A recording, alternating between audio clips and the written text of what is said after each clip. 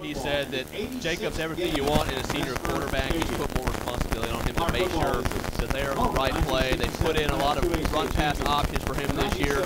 And in week 1, he was lights out. He was in control of the offense. So that'll be a big key tonight. And for defense, the Flyers just have to continue to fly around. They're a young defense, only one senior starter amongst the crew, but the linebacking core has done a great job of shutting down the blocks, shutting down the holes, and the secondary has done a good job as well as swarming the football. It's been all 11 hats on the field. Tonight's game's obviously going to be interesting because of the rain. A huge storm came in before warm-ups, and you can see that it was an issue during the pregame warm-ups with the center quarterback exchange. So that'll be a big key tonight is how they handle the weather. But the Flyers off to a great start to the season. Tonight, a battle for the Bishop's Cup. You can kind of throw everything out the window. There's two teams that know each other, a lot of similar football. And another key tonight is going to be limiting the mistakes, limiting the turnovers, limiting the dumb penalties, and obviously the field position with the way the field is right now. A wet field with possible rain continuing into probably the first half into the third quarter. That'll be something to watch for tonight. So you touched on the weather a little bit, Art. I mean, we see that we've got pretty severe weather off to our east and coming up from the south, but it looks like it's going to kind of skirt the stadium. So hopefully all we'll have to deal with is just a little bit of slickness and moisture on the field, and the worst of it, the wind and the rain will stay away from us. But if the weather were to become a factor, which team do you think that it would affect more? I think it would affect the Flyers, to be honest. As you know, Steven Jeter, he likes his quarterback in the shotgun. You don't see him go under center a lot. Even in victory formations, they do a shotgun snap before they kneel it down. So that'll be something to watch. St. Frederick's, they're more under center. They run the ball a lot more than the Flyers do. So I think the weather could possibly impact the Flyers' offense more than it would St. Frederick's. Number 32, 34, Alex D'Antoni. And sophomore number 42, Ian Burke. Okay, all right. So let's give number 8, junior Luke. Let's give the starting lineup here. We had a video package lined up for you guys, but we're having some technical difficulties, so Art and I are going to wing this here real quick. Starting on the offensive side, left tackle number 63, junior Thomas Murphy. At the left guard, junior number 54, Luke Albin. At center, junior number 58, Graham Mayo. Right guard, junior number 51, Eli Poole. Right tackle, senior number 70, Cameron Miles. The skill positions, wide receiver, senior number 7, John Williams. Wide receiver, senior number 5, Jackson Coor. Wide receiver, senior number 1, Reggie Thomas. Tight end H-back, senior number 45, Ronnie Ball. At quarterback, senior number 12, Jacob Allen. And at running back, senior number 10, Matt Ramsey. And on offense, the skill position for the Flyers, probably the best it's been since Steven Jeter's been the head coach. Receivers are fantastic. And watch out for number 4, running back Trey Taylor, probably one of the more electrifying freshmen you'll see in the city. Roy Lang of the Shreveport Times covered the game in week 1 and tweeted out how much fun he was to watch as he got a few carries late in the game. It will be interesting to see if Steven Jeter finds ways to get him the ball in space or has him in the return game. On the defensive side of the ball, right end, junior number 52, Jonathan Durrell. Defensive tackle, sophomore number 55, Sam Zwak. Swak? Swak. Sorry, that's a new one for me, Art. Defensive tackle, sophomore number 53, Colby Kilgarden. Oh, I'm butchering this. Okay. I wasn't expecting to have to do this for a minute. Left end, junior number 32, Jack Biden. Inside linebacker, senior number 10, Alec D'Antoni. Inside linebacker, sophomore number 42, Ian Birch. Outside linebacker, junior number 8, Luke Hammeter. Quarterback, junior number 30, Joshua Jackson. Corner, sophomore number 2, Jared Savannah. Safety, junior number 21, Donnie Scott. And safety, junior number 3, Dylan Williams. And on the defensive side of the ball, like I mentioned earlier, the linebacking core has been fantastic for the Flyers and shutting down those run gaps and swarming to the football, especially number 8, junior Luke Hammeter. He's a gritty football player. You'll hear his name a lot tonight. Finally, the special teams, coached by our good friend and my brother-in-law for the first year, Michael Mitchell. Kicker number 9, freshman Jacob Lafitte. Kickoffs, junior number 20, Matt Monsoor. Punter, sophomore number 11, Avion Smith. Deep snapper, sophomore number 42, Ian Birch. Holder, sophomore number 81, Nathan Lorette. Holder, sophomore number 81, Nathan, excuse me. Punt return, senior number 10, Matt Ramsey. Kickoff return, senior number 7, John Williams, senior number 10, Matt Ramsey, and freshman number 4, Trey Taylor. And for the specialists, a few missed extra points last week. It'll be interesting to see if Lafitte or Mansour is handling the place kicking for the Flyers. Punting, only 1 punt so far on the year for the Flyers. That could be a big factor in a nice game. And here come the Flyers, 2-0 on the young season.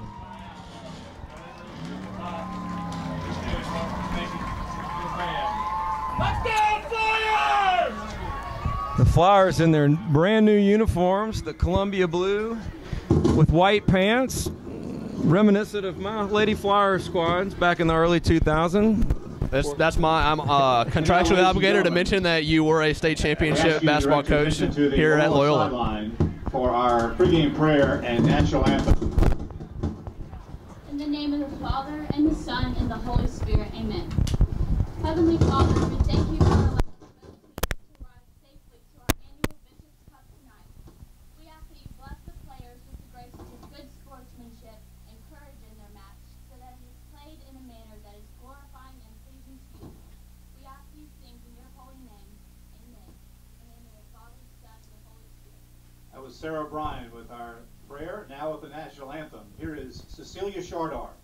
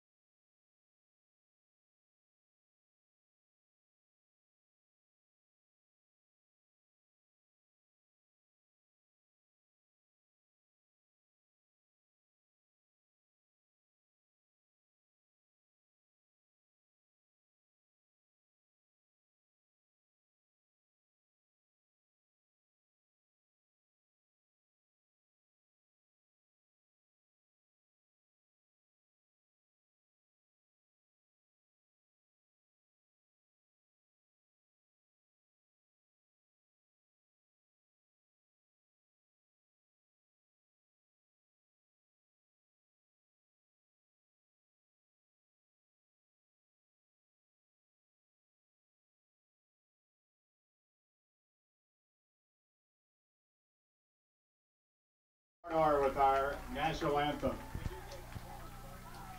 Captains for the Flyers tonight, number 70, Cameron The captains Miles, for the 10, Flyers Matt tonight Ramsey, are Cameron Miles and Matt Alex Ramsey. D'Antoni. A little bit about the St. Frederick's Warriors. They're led by head coach Andy Robinson. Billy Fizco, Quarterback Andy Williams coming off a really nice game last week against Mangum, where he ran 15 times for 140 yards and a touchdown, threw the ball 7 for 9, 115 yards, and accounted for 2 more touchdowns. They were led in rushing in the backfield by Jet Polk, 17 carries for 117 yards and 2 touchdowns. Their defense held Mangum to 138 total yards on the road. Ford Sparks led the team with 6 tackles. And Art, so they've proven that they can go on the road and get a big win against a Mangum team that historically has been pretty good. We're not quite sure where they are this year in the pecking order, but with a win in the first week over Darbon Woods, 30-7, and then the win last. So now 2-0 for the season. St. Frederick's definitely comes in here with some momentum. Yeah, you mentioned Andy Williams, and I think that's why the linebacking core is so important for the Flyers defense tonight. So he's got the run-pass options. You can see in the stats from his performance a week ago. And if you watch them in warm-ups, they like to get their tight ends involved. So the linebackers are going to have to play assignment football and make sure they don't allow the tight ends to sneak behind them. Looks like we got a few Mudbugs football players here. 82 degrees, wind out the south-southwest at 6 miles per hour, humidity is 71%. Glad to have you back.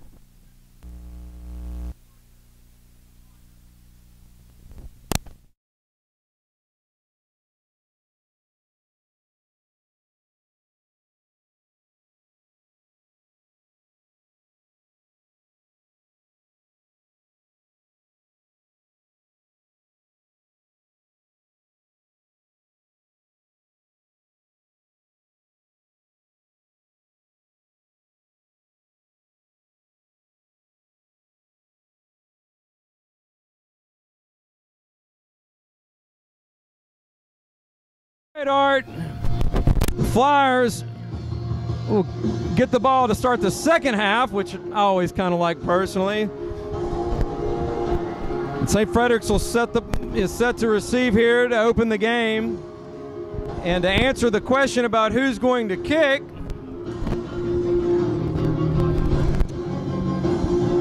as soon as he turns and shows us his number, we'll tell you. It looks like Mansour will kick for the Flyers. Matt Mansour, 5'9" junior.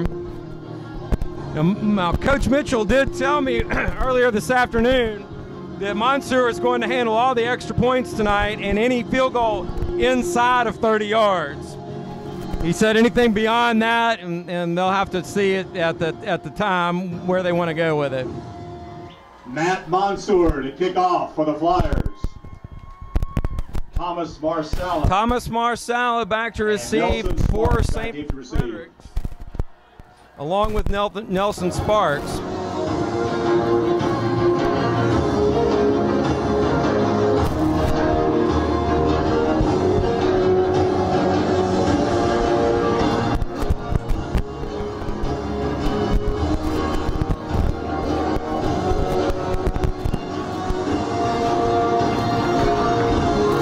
Here we go, live from Mesmer Stadium, Loyola St. Frederick's for the Bishop's Cup. Mansour kick is fielded on the 32-yard line. Alex Wrightsell will carry it across the 40 down to the 42, and that's where the Warriors will have it 1st and 10 to start their first possession of the night. Yeah, St. Frederick special teams had the middle return set up, and that kick made it a little tough for them to get it going, but decent return. So Jackson 10 yards on the return. Pierce Jackson on the stop for the Flyers.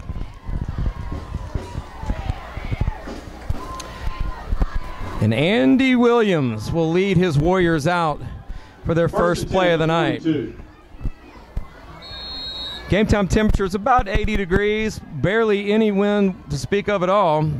Wet on the surface. The pass is complete.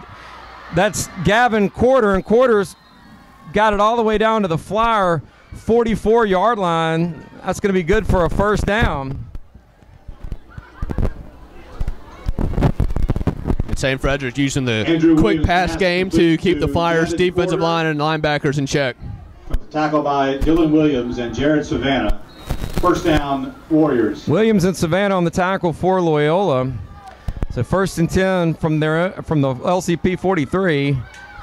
Williams wanted to throw that one, but he's going to tuck it and run, and he's going to have a nice run across the 34 down to the 33, and that'll be good for another Warriors first down. So the Warriors are off to a fast start here tonight. Great job by Williams taking a broken play and turning it into a first down. And this is what's great about rivalry games is first few possessions you're trying to feel each other out. You kind of throw the film out the window. You'll see what the Flyers and the Warriors are trying to do tonight. 1st and 10 from the Loyola 34. This time the handoff's going to go to Nelson Sparks, and the Flyers do a great job of bringing him down.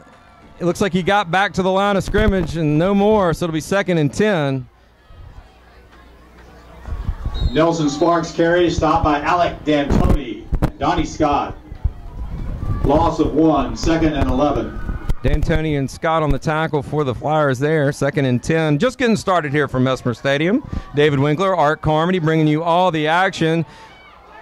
Deep pass, complete. Andy Williams finds Pat Johnson all the way down to the Loyola 6-yard line. Joshua Jackson makes the tackle. Great pitch and catch right there from Williams to Johnson. Matchup that I was watching as soon as the offensive defense lined up. Pat Johnson, a height advantage over Jackson, especially when he's in press coverage right up on him. Johnson got a step on him, and great job going up and making the play. 28 yards on the completion, sets up a 1st and goal from the Loyola 6.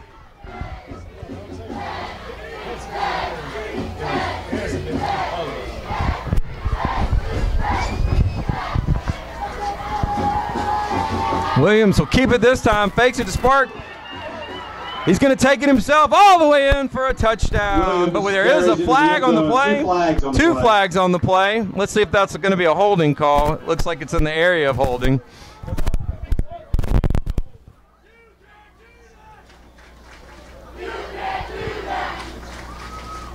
holding against St. Frederick, so take it off the board. Flyers catch a break that time. Yeah, an obvious holding as Williams turned the corner and there was nobody there. Had he decided to throw it to Will Allender, I think he would have had an easy touchdown completion there as well. So after the penalty, it's going to make it 1st and goal from the Loyola 18. Penalty is 12 yards. 12 yards on the penalty. It'll be 1st and goal from the 18.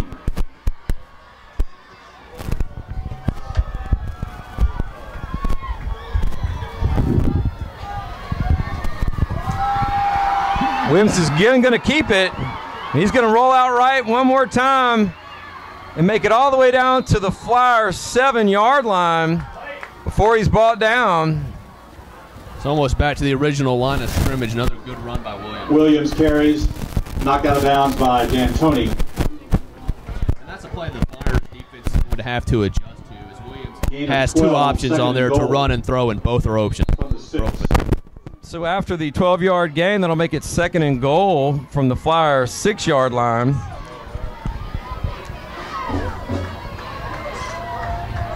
Williams and Sparks in the Warrior backfield.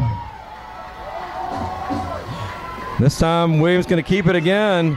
He looks for the right end, and he's able to bull his way across the 5 down to the 4, so a gain of about 2. Donnie Scott ran him out, but that's going to set up a big 3rd and goal from the Flyer 4. And better job by the Flyers linebacking core of staying in position, staying home, and snuffing that play out. So big 3rd down here for the Flyers. 10:04 left here in the 1st quarter, just getting started here from Mesmer Stadium. David Winkler, Art Carmody, bringing you all the action.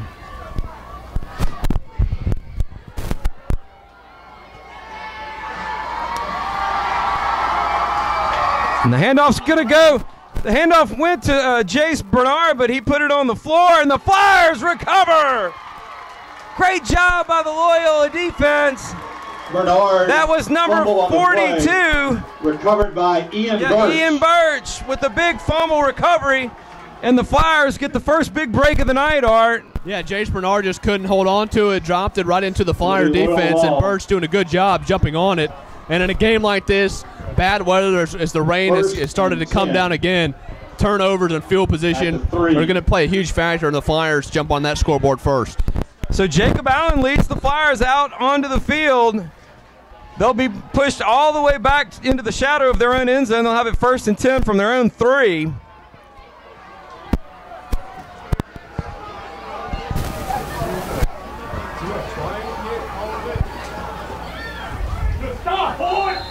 And the handoff that time goes to Matt Ramsey, and Ramsey's able to get it back to the line of scrimmage, and that's it. No gain, make it 2nd and 10. 2nd and 10 from the 3. Did a great job of pulling that play up. Ramsey had nowhere to run.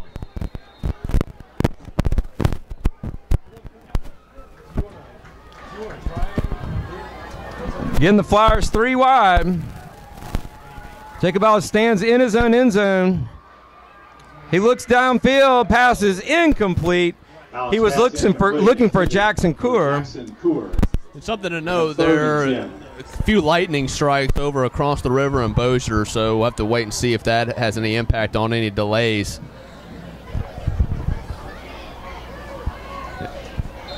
As we are going to take a look at our Doppler up here in the booth. So 3rd and 10. Flyers have yet to pick up a yard. It looks like the weather that's off to our east is a small little cell. We're going to get a little rain here in just a minute, and then it should go away. This time Allen's going to keep, and he's going to be fortunate to get out of his own end zone and avoid a safety, but he's able to get it out to the 1. Loss of 2. He lost 2, and that'll make it 4th and 12, and the Flyers will bring out the punting unit. And those are those run-pass options I was talking about in the pregame, and you know, Allen looked up, but good job by the Warriors defensive backfield. No receivers were open. He did the smart thing to just hold on to the football and get out of the end zone. For Loyola. The punt game has been somewhat of a question mark for the Flyers this year. Only 1 punt so far on the season. Deep to receive. And this is a tough one, deep in your own end zone. Avon Smith stands on the back of the end zone. Ford Sparks is waiting at the Loyola 35. And Sparks is going to be able to fit. Oh, he fumbles! He fumbles, the Flyers get on it again! Loyola with its second turnover of the night here in the first quarter as Pierce Jackson falls on the Sparks fumble. 22, Pierce and right Jackson. now, turnovers have been the Flyers' best offense, Art. Yeah, you don't want to fault for Sparks was trying to make a play on that as he had a running start. But in a game like this when the ball's wet, First and 10 Flyers at the 26. They just let the ball bounce and take over in good field position. And it looks like we're going to have our first lightning delay. So the officials are conferring with the coaches at this point. And I think that we are going to have a delay here.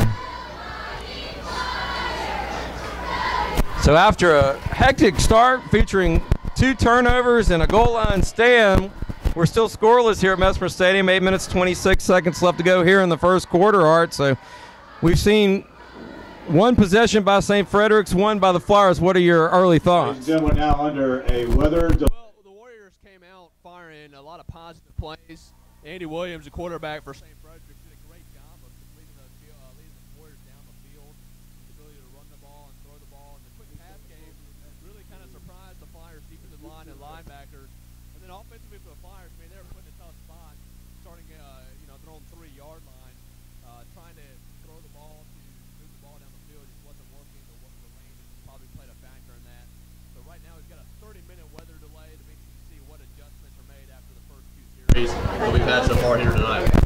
So check back in with us at around 7:40. We should be back on the air hopefully by then. In the meantime, we've got some great videos to show you if you want to stick around. Otherwise, go pour yourself a nice cold beverage of your choosing, grab you a bite to eat, and come back and visit us again in 30 minutes. You're watching Flyer Football on LCV TV.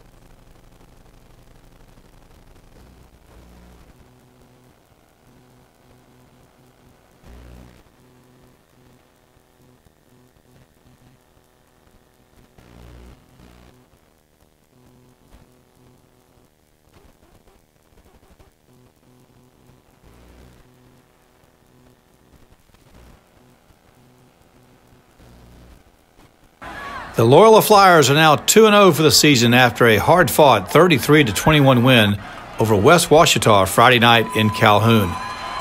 The Flyers pulled away in the second half and had 4 rushing touchdowns plus a touchdown pass to Reggie Thomas, and the defense came through with some big stops, which pleased Coach Stephen Jeter.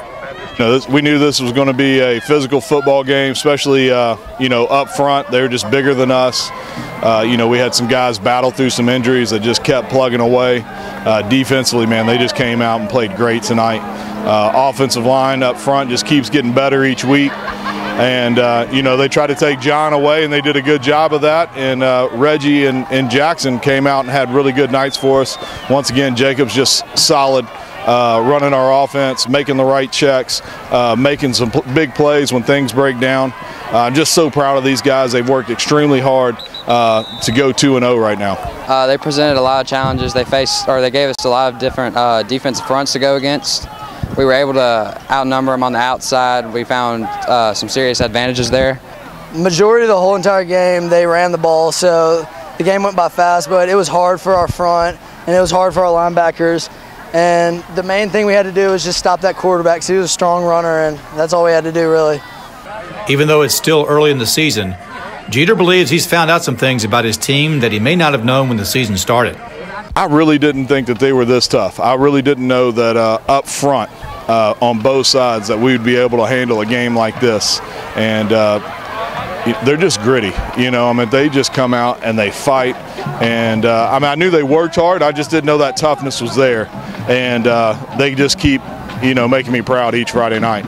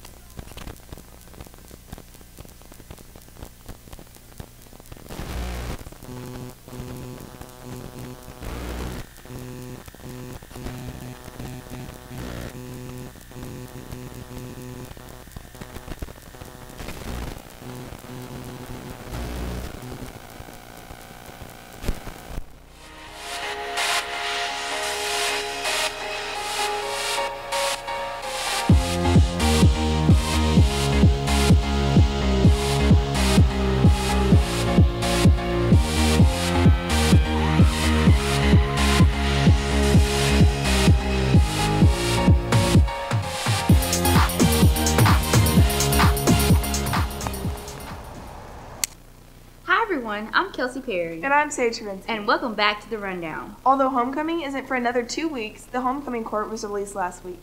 Here we have Meadow Wall for more information. This year's homecoming court has been announced. Cassie Johnson is this year's homecoming queen, and she's very excited about the honor. I'm just so excited that I won. I can't believe I won, actually, just because there were just so many awesome girls on the ballot, and I really didn't think I was going to win or anything.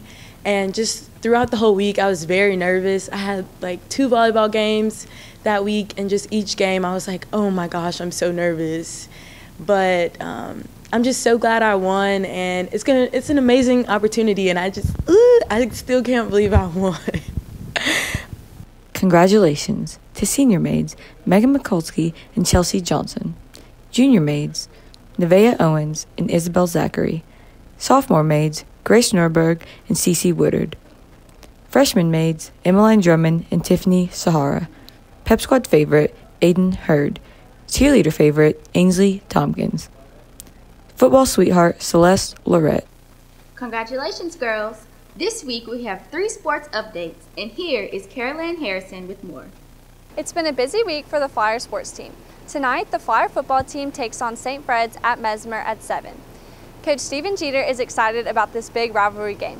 Yeah, next week St. Fred's coming to town, Bishop Cup, big game for us. We got to have a great week of practice, try to get healthy and get ready to take care of business next Friday night.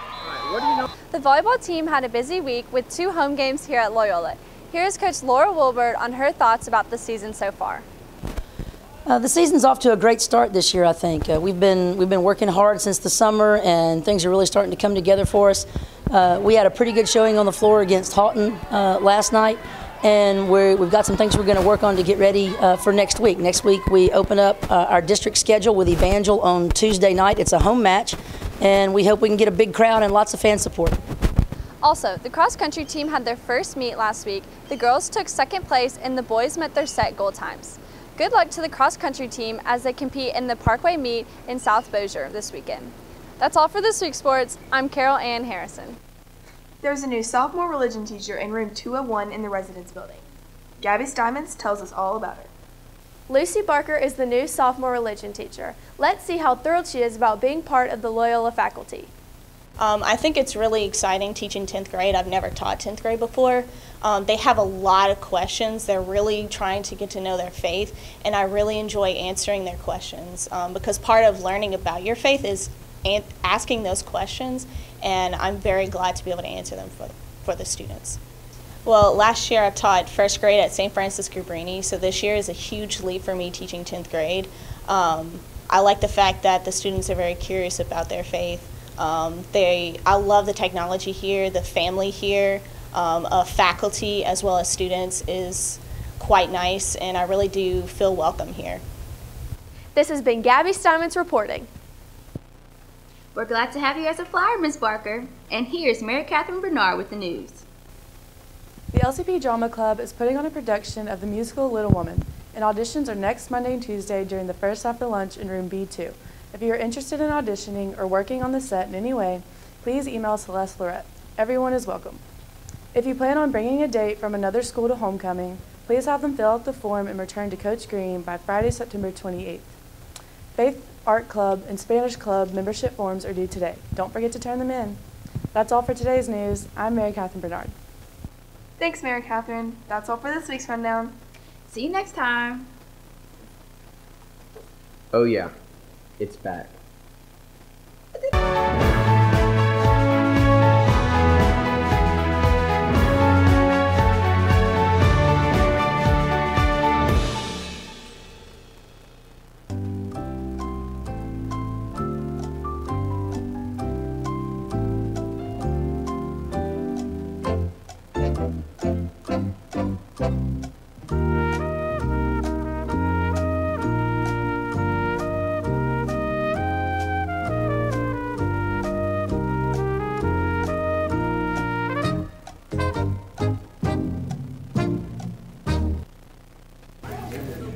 My husband and I met in 1995 in a country and western dance class.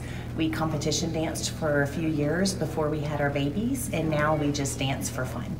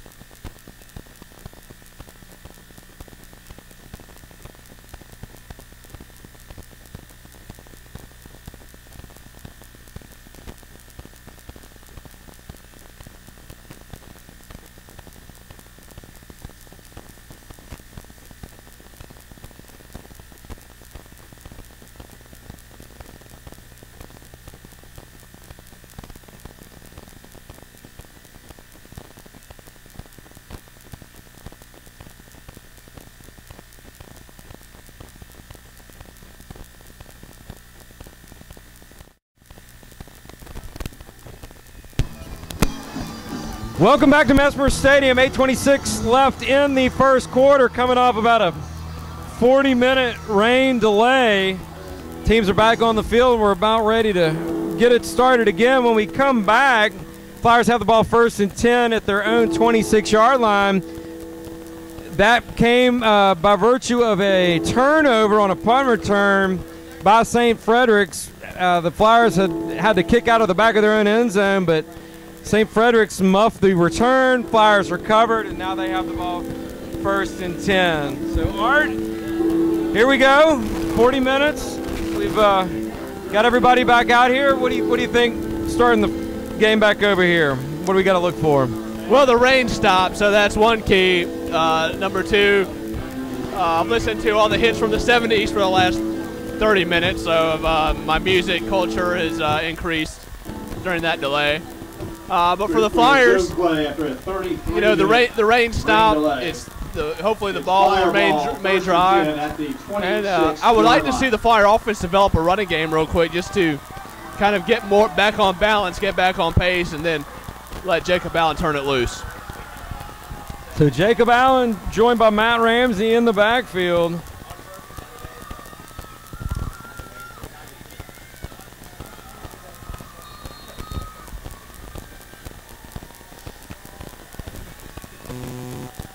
Now it's going to hand it to Ramsey, and Ramsey fumbles, and it looks like St. Frederick's may have gotten on it. Let's see. And they did. And they did. So after a big break, we come back out, run one play, and St. Frederick's gains possession of the ball right back.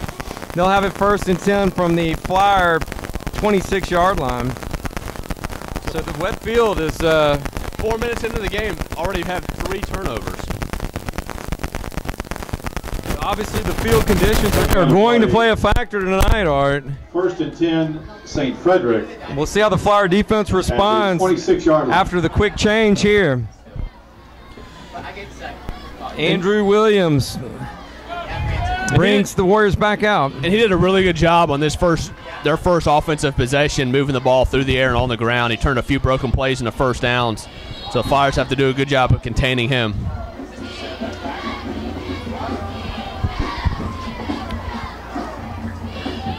And he's going to keep it this time. He's trying to get the edge, and he cannot get there. He was brought down by runs into number 21. 21, Donnie Scott. And we mentioned that earlier, that play, St. Frederick had a lot of success. They ran 2 times in a row for positive yards, but the Flyers defense has made an adjustment. They're playing assignment football, and there was no gain whatsoever.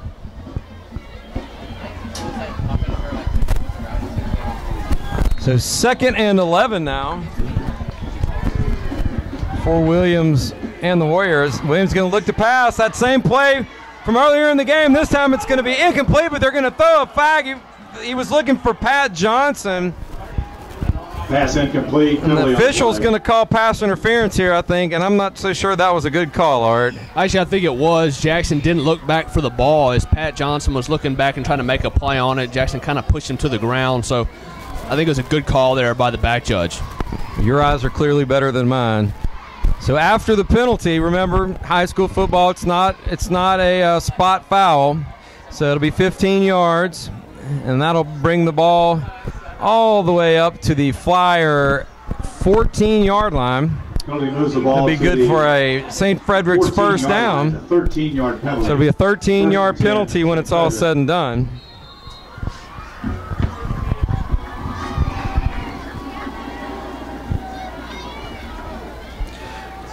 Williams looks back over to Andy Robinson for instructions. He's ready to snap. Takes it. No, he's going to keep it this time.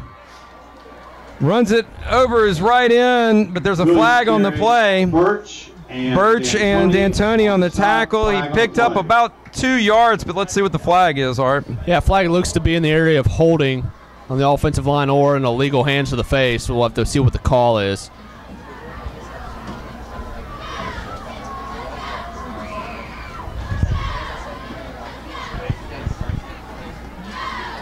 It's like the call's going to go against the Flyers. Personal foul, face mask penalty. Against Loyola. So after the face mask penalty, that'll take the ball up to the Flyer 7-yard line. It'll give them another first down, and it'll be, excuse me, they're going to take it to the 5. Gain of 5 plus so a it'll 5-yard be first and goal from the 5 now. The Flyers have been on their end of the field pretty much the whole game so far here tonight. Williams keeps, runs around the left end, and he's going to be brought down at about the 4-yard line. Williams tackled by Ian Birch. Ian Birch on the tackle for the Flyers, picks up about a yard. Great job by Birch there to fill that hole. Williams looked like Williams was going to turn it up and run into the end zone, but Birch did a good job of shutting that off. So it looks like the Warriors are intent to keep the ball in Andy Williams' hands a lot tonight, Art. Yeah, he's their catalyst, and at this part of the field, you just leave it in his hands, let him make the right decision. So second and goal from the 4, 6:40 left here in the first quarter.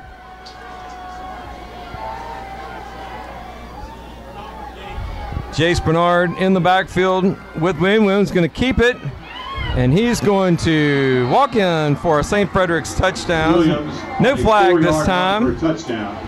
4 yards on the carry for Williams with 6:25 left here in the first quarter. St. Frederick's comes away with the first score of the night and leads 6-0.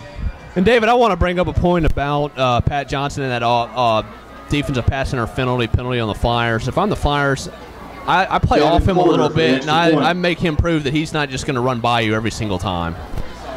So Gavin Corder set to kick the extra point. The kick is good. 7-0 your score here from Mesmer Stadium. Cardiovascular specialist. Auto Body Art, Express.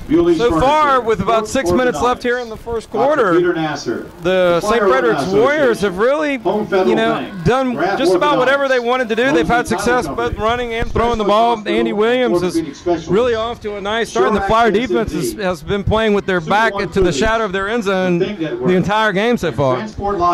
Yeah, St. Frederick's with a lot of confidence. I figured the Flyers would be the team that starts fast on their home field with a rivalry game, playing for the Bishops. Proudly provided through Christus Highland Sports Medicine Program. You got to give a lot of credit to the Warriors and their coaching staff. They've come out and stuck to the same game plan. They're not being overly creative. They're running the same plays over and over again to a lot of success. So the Flyers defense is just going to have to make some adjustments. I thought they would make adjustments there during that weather delay, but obviously coming out and turning the ball right back over, kind of caught the Flyers defense sleeping a little bit. I think they thought that their offense was going to go on a drive and maybe get the first points on the scoreboard. So yeah, Flyers have to wake up a little bit here in the first quarter. So John Williams and Reggie Thomas back to receive the quarter kick. And Porter is going to send it deep. That's going to be Reggie Thomas on his own 16-yard line. He'll return it up to the 28, and that's where the Flyers will have it first and 10. And Cleveland with a big hit for the Warriors. The Warrior coaching staff is excited next door to us. Yeah, sharing the booth with our friends from the East. To the 27th. Very excitable bunch.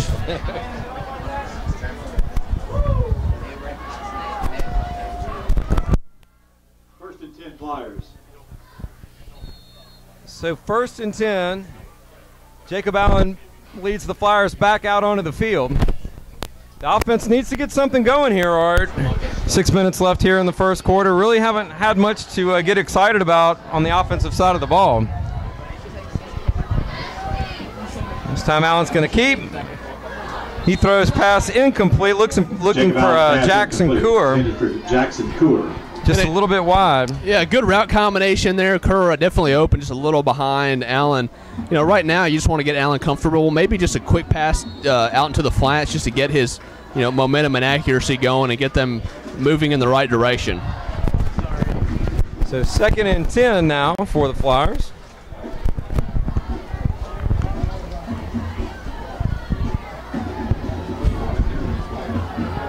Allen's pass is complete that time. That's John Williams, and Williams carries it across the 35 down to the 36-yard line. It'll be about a yard short of a first down, make it 3rd and 1, but the the biggest offensive play of the night so far for the Flyers. And that's what I'm talking about. Just a quick pass, get the ball into your playmaker, and let him do the rest.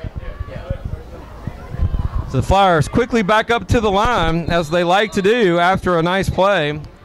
And the heat advisory. The officials are going to squelch that. Yeah. Tickets are on sale for the 66th annual Loyola Style Thanks Show. to our All-American sponsors, Advanced Cardiovascular Specialists, Auto Body Express, Bewley's Furniture, Cook Orthodontics, Dr. Peter Nasser, the Flyer Alumni Association, Home Federal Bank, Graff Orthodontics, Mosley Tile Company, Specialist Hospital and Orthopedic Specialists, Sure Access MD, Super One Foods, the Think Network, and Transport Logic.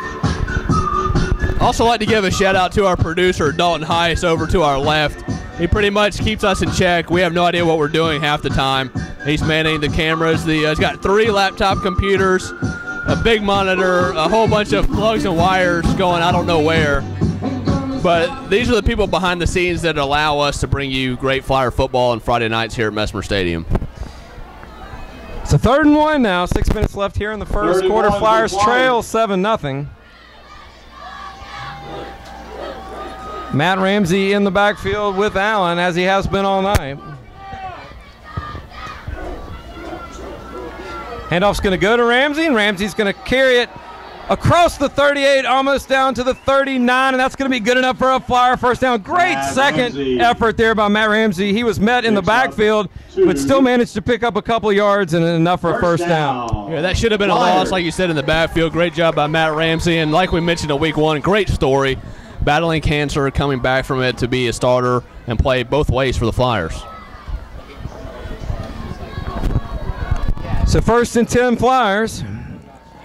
This time Allen's going to keep it. He's got a nice hole around the left side, and he's going to be brought down at the 45-yard line. Gain of 6 on the play. Ford Sparks with a nice hit. Picks up 6 yards. But 6 yards on the carry to make it 2nd and 4. Great play by Sparks there. It looked like Allen was going to make a move and pick up probably another 20, 25 yards easily, but he stops him only for a 5-yard gain.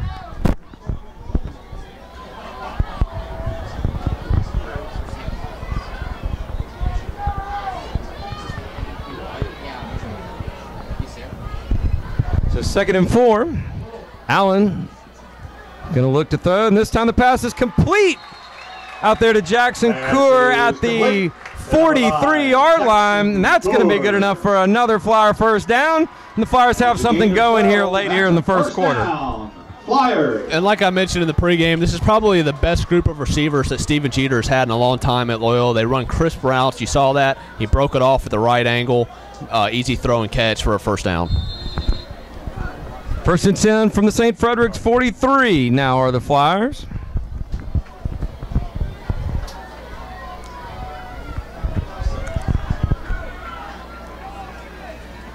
Sam Ramsey's going to take it around the left side. He's got a lot of room. He's across the 33 down to the 30, the second effort. And that'll be a 13-yard gain and another Flyer first down. Great effort by Ramsey. Coming around the corner, he hit the circle button, good spin move, and picked up the first down. One thing to watch for, John Williams lining up in the slot. Patrick Sparks, the safety, he's kind of been shading his direction, but every now and then he kind of leaks away from him. That could be a big play for the Flyers. It worked really well week 1 in their victory to start the season, so something to watch for. Ramsey's going to take it again. He's got another nice hole, breaks a couple of tackles, and takes it down to the 26-yard line. Big gain of about 4, make it 2nd and 6. It's a gain of 3. And I like the sequence here by Steven Jeter. He's handing the ball off to Ramsey, and this could really open up those run-pass options that worked really well week 1, especially if he can get Sparks to come in and Williams can sneak by his defender. It could be an easy touchdown for the Flyers. So call it 2nd and 7. Allen's going to look to throw. Pass is incomplete. He wanted his man out of the backfield, Ronnie Ball. Just a little bit high that time. 3rd and 7 at the 27. Make it 3rd and 7. And that's exactly what I was talking about. Sparks did a good job of shading over. Williams had his man beat, but Sparks would have been there if Allen would have tried to throw there. So good, smart decision by Allen, seeing that and trying to take the positive play. Those are the kind of decisions you want to see out of your senior quarterback, no doubt. So 3rd and 7 here. Flyers trying to get on the board late here in the first quarter. Allen rolls right. He's got a man. Complete. That was John Williams down to the St. Frederick's 4-yard line. 1st and goal, Flyers. And you can't drop it in the bucket better than Allen did just there. Williams on the wheel route, got by his man, was wide open. Great throw and catch, Flyers in business. So the Flyers will have it 1st and goal from the St. Frederick's 4.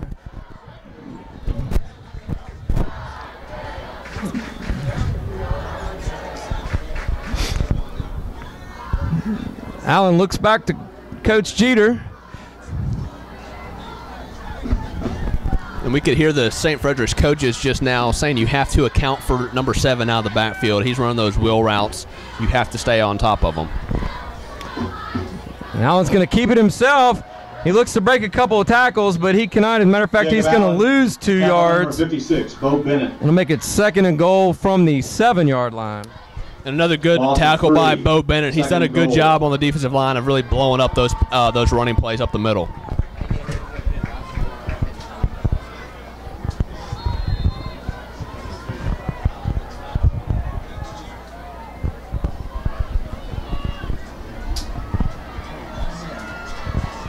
So 2 minutes, 53 seconds left here in the first quarter. Flyers trail at 7-0, but they're looking to close the gap right here.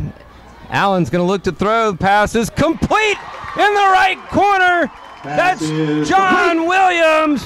No, excuse me. That's Jackson Coor.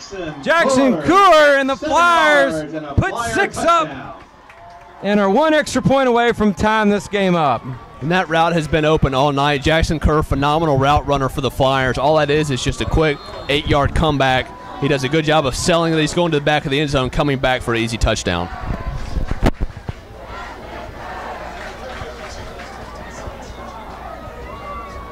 And the kick is up, and it is good by Jacob Lafitte. Oh, was that Monser? Excuse me, Matt Monser. Matt Monser with the extra point, and the Flyers with 2:40 left here in the first quarter. Not it all up at 7-7.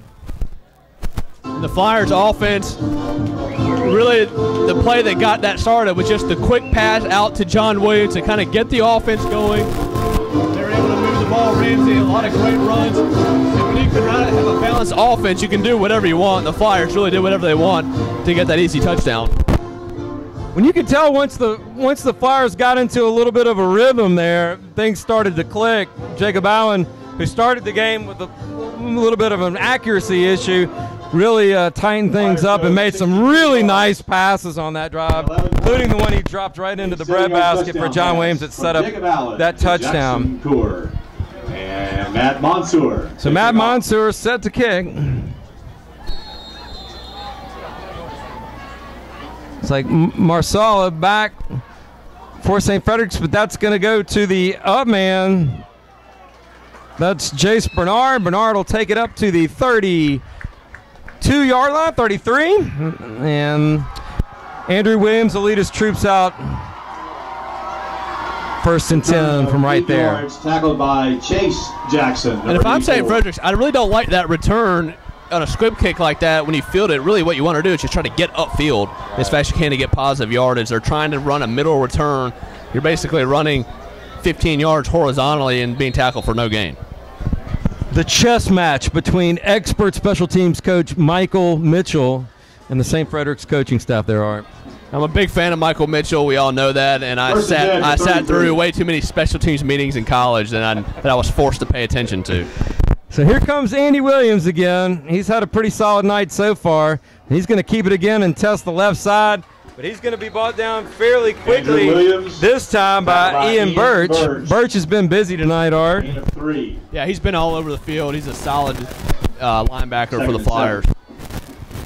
So after the 3-yard gain, it'll be 2nd and 7. And the Flyers have done a good job, but that was a bread and butter play on the first couple of drives for the Warriors. At Williams faking the handoff and getting to the outside. The Flyers have done a good job of fanning out and making sure he's got nowhere to run.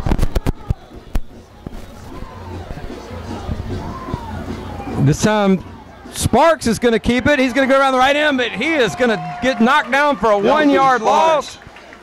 Meets number 21. That was Donnie Scott on the tackle. Donnie Scott's also been pretty busy tonight.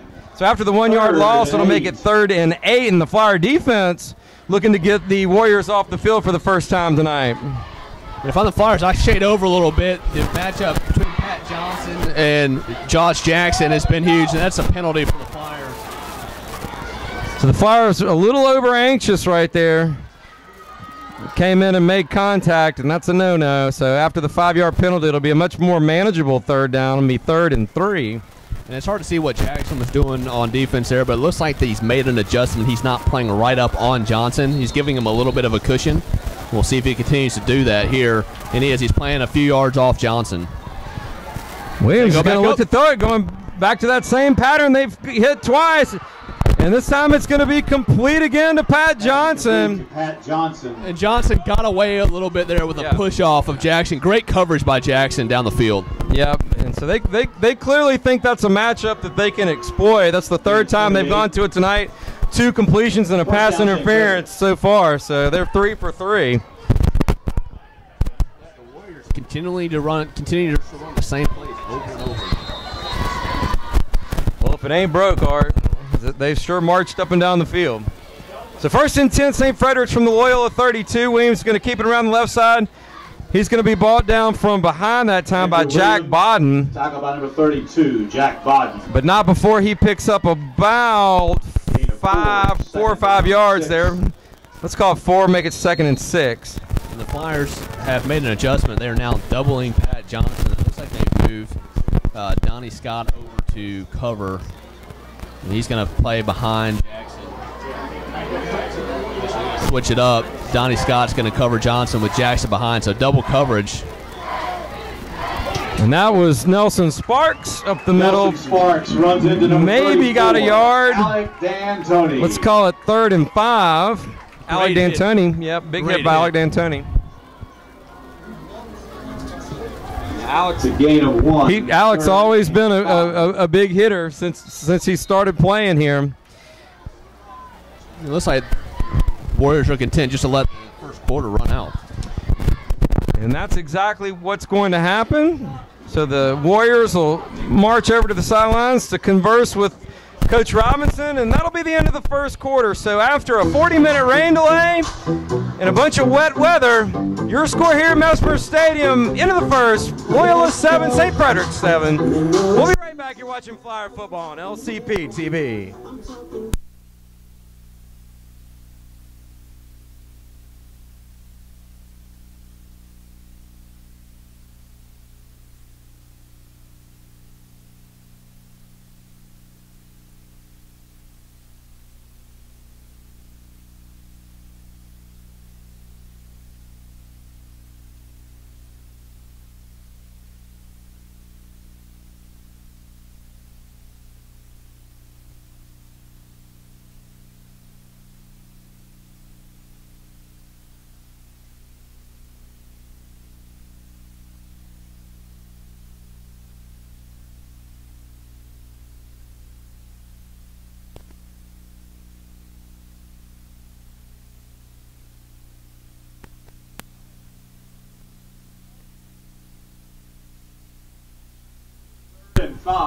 So 3rd and 5, start of the second quarter at the Flyer 27. St. Frederick's looking to answer the Flyer score quickly here. Williams going to keep it, looks right, passes incomplete. He wanted Will Ellender that time. That'll make it 4th and 5. Let's see what the St. Frederick's coaching staff decides to do here. Kind of in no man's land, 4th and 5 at your 27-yard line. You got to go for it. And they are definitely going to go for it. They didn't even take very long to think about it, and they're going to get a procedure penalty that's going to make this a lot more difficult. Yeah. Gavin Quarter, who would have been the field goal kicker had they chosen to kick right there, took off a little bit early. Maybe he was frustrated that he wasn't able to attempt the field goal. I'll show you, Coach. Let's kick the field goal next time. Trying to get a head start. So after the 5-yard penalty, it'll make it 4th and 10 from the Loyola 32.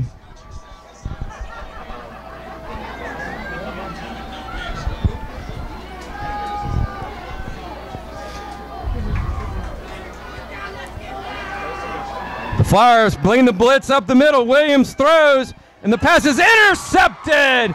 Williams was under a lot of pressure. Looks like they're going to say it's incomplete.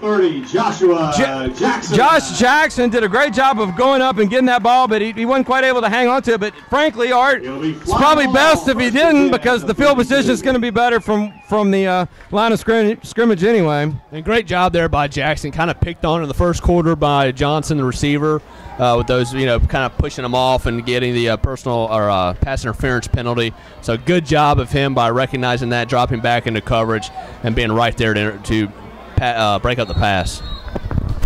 Are you surprised when they went to 4th and 10 that they didn't opt to try to kind of pooch punt that or kick it out of bounds on the side, pin the Flyers back? I like being aggressive. You're kind of in no man's land. Why not take a shot in the end zone? It's almost the same thing as a punt.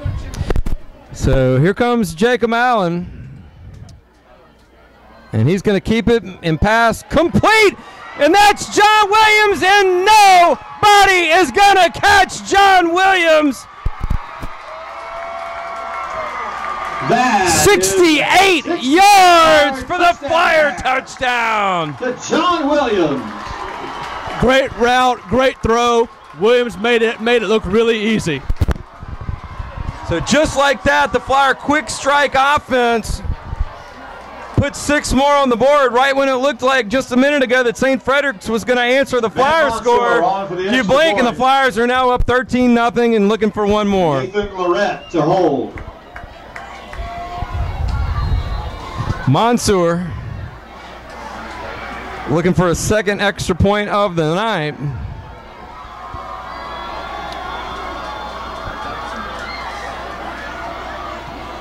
And the kick is good. So with 11:35 left here in the second quarter, Flyers now lead it 14-7 in the battle for the Bishop's Cup. And that's how you flip the momentum, just like that. You go get a score, your defense forces a 4 and out, and you come right back with a quick play. Momentum is definitely on the Loyola side. So tickets are on sale now for the 66th annual Loyola Style Show being held November 7th at the Shreveport Convention Center. Be there when Snoopy goes to space.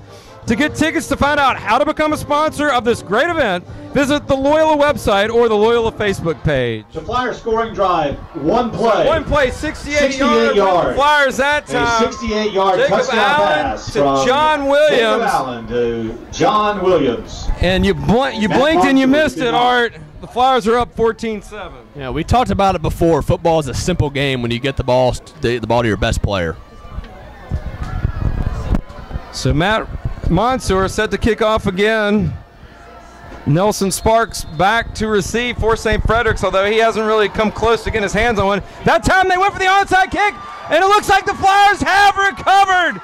Michael Mitchell with his bag of tricks again. He told me he was going to do that, Art. Ian Birch on the recovery. Ian Birch having a big game tonight, both defensively and now with an onside kick recovery, and the Flyers are in business on the St. Fred's 41-yard line. Yeah, you got to love that play call. You've got all the momentum. Your defense is playing great. Why not take a shot? And it works to perfection.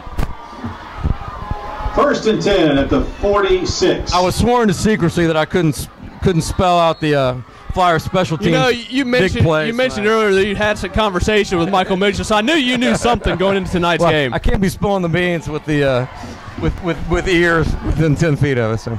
All right, here come the Flyers, 1st and 10 from the St. Frederick's 46-yard line, looking to add to their 7-point lead. Allen pitches left to Ramsey, and Ramsey is going to get stopped at the line of scrimmage. Big hit that time. Looked like that was number 44, Gordon Bennett.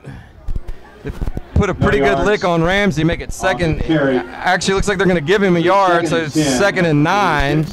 No, actually, no, they're not giving him a yard. Looks like the down and distance guy had the wrong spot there. Our local chain guy trying to sneak a yard. I like it. Home field advantage. That would be our good friend James Mayo over there on the down marker. Father of offensive lineman Thomas Mayo. So Allen is going to look to throw, and this time it's going to be incomplete, in and out of the hands of Jackson Coor. Good coverage that time by the Warriors. Third and 10. Third and 10, Good route. Loyola. Patrick Sparks kind of overran the play. If the ball on time there, Jackson Kerr might be running into the end zone right now. So third and 10. Jeter felt strongly enough about whatever he had to say that time that he walked halfway out on the field to let him know. Looks like there's a little chippiness between the offense and defensive line. What do you expect in a rivalry game?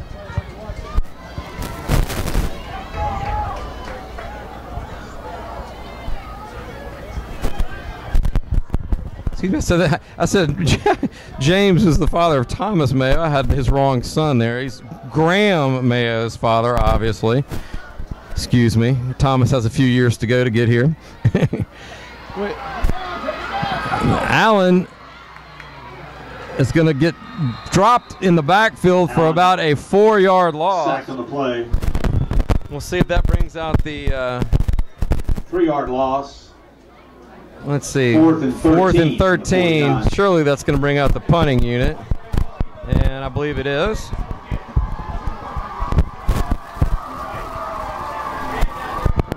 Smith, the punt. So Avon Smith's going to look to put the ball inside the 20 for the Flyers. And again, Coach Mitchell talked about how great a job Smith has been doing on his punts. He's particularly mentioned his angle kicking, that he had been doing a great job of kicking these balls out of bounds. Let's see if he tries to do that right here. Nope, looks like he's going straight down the field. And the Flyers are going to get on it just inside the 20 at the 19-yard line. And that's where the Warriors will take over first and 10. 20-yard line. It's a 29-yard punt. 29 yards on the punt. 9:44 left to go here in the first half. Flyers lead it 14-7. So, Art, the Flyers weren't able to do anything with that onside kick recovery, and now St. Frederick's has a chance to get going again in the right direction. 30-yard punt to the 19. First and 10, St. Frederick. Yeah, since that first offensive possession for the Warriors, the Flyers defense has done a good job adjusting to what the Warriors are doing on offense. So it'll have to be interesting to see if the offensive coordinator for the Warriors tries to change things up a little bit. This time Andy Williams is going to hand it off to Nelson Sparks, and Sparks tackled, gets just past the line of scrimmage. Burge. Maybe not even.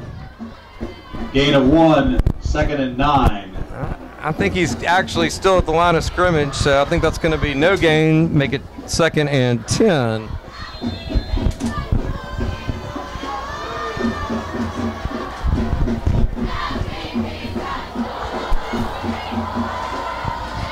Again, Williams looks to pass. That pass is going to be complete, but it's going to go nowhere. Maybe a gain of 1 or 2, but that's about it. Pass is complete to Pat Johnson. Pat Johnson Joshua on the Jackson. reception Donnie for Scott make the stop. Warriors. Scott on the stop for the Flyers. Third down, 7. Along with Josh Jackson. So to make it 3rd and 8. And on these 3rd and long, the Warriors have just continually tried to throw it up to the receivers. They definitely have the height advantage between Sparks and Johnson. Johnson at the top of your screen, Sparks at the bottom. And Williams is going to drop back. He is going to look downfield, and that pass is going to be complete. That's going to be complete to number 24, Jace Bernard. A big hit by the Flyers. Tried to knock the ball loose right there. I believe that was Donnie Scott on the hit. Luke Hamner. Or no, excuse me. Make the stop. Luke Hamner and Alec D'Antoni, excuse me. 15-yard game. 15-yard game. Probably that's the first time we've seen that tonight as the Warriors tight ends and warm-ups. We're getting a lot of balls thrown their way, kind of those run 10 yards, turn around and look for it. So we'll probably see a little bit more of that, but that's a good adjustment by the Warriors offense. Williams is going to keep it this time, and he's going to be brought down fairly quickly. The first guy there was Alec D'Antoni. That is Alec D'Antoni. Gain of 2 on the play, make it 2nd and 8. 2nd and 8. So Art, after a first quarter that saw Andy Williams with some big gainers around both ends, the Flyer defense has made their adjustments and have really corralled him on those same runs.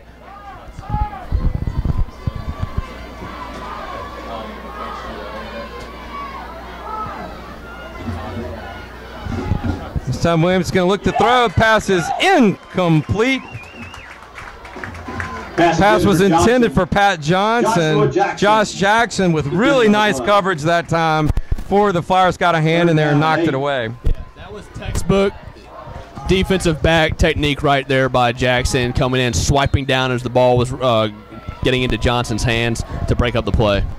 So 3rd and 8. 7:27 left here in the first half.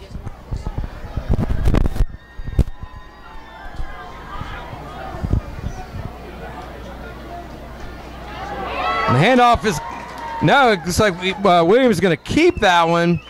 He'll take it up the middle all the way up to the 44-yard line. That's going to be about 3 yards short of a first down, make it 4th and 3. That was a great read by Williams. That was just a smart decision to keep it and run through the hole.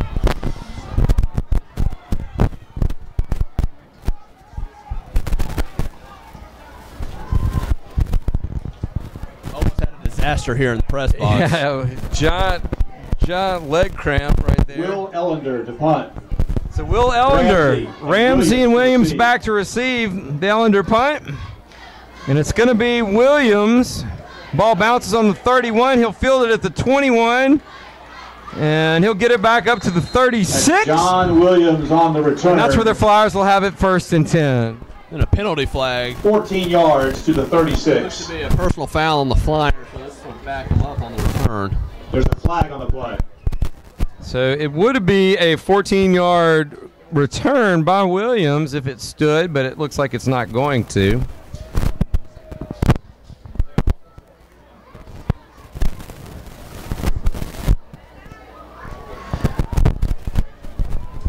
The officials seem to be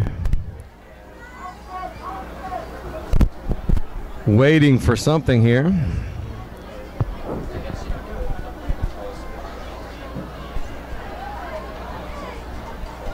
And Kelly is blocking the back against the Flyers. It's a block in the back was the call against Loyola, and that's going to bring the ball back to the Loyola 26-yard line. 10-yard penalty, move the ball to the 26. 10 yards on the penalty, so net 3-yard return there.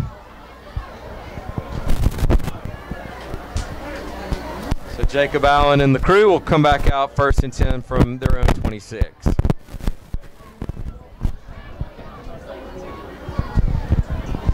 Well, hopefully we have ditched the last of the rain. It looked like there was a little bit of splotchy rain that could come through here, but nothing too bad. We see some lightning off in the distance, but doesn't seem to be threatening the stadium.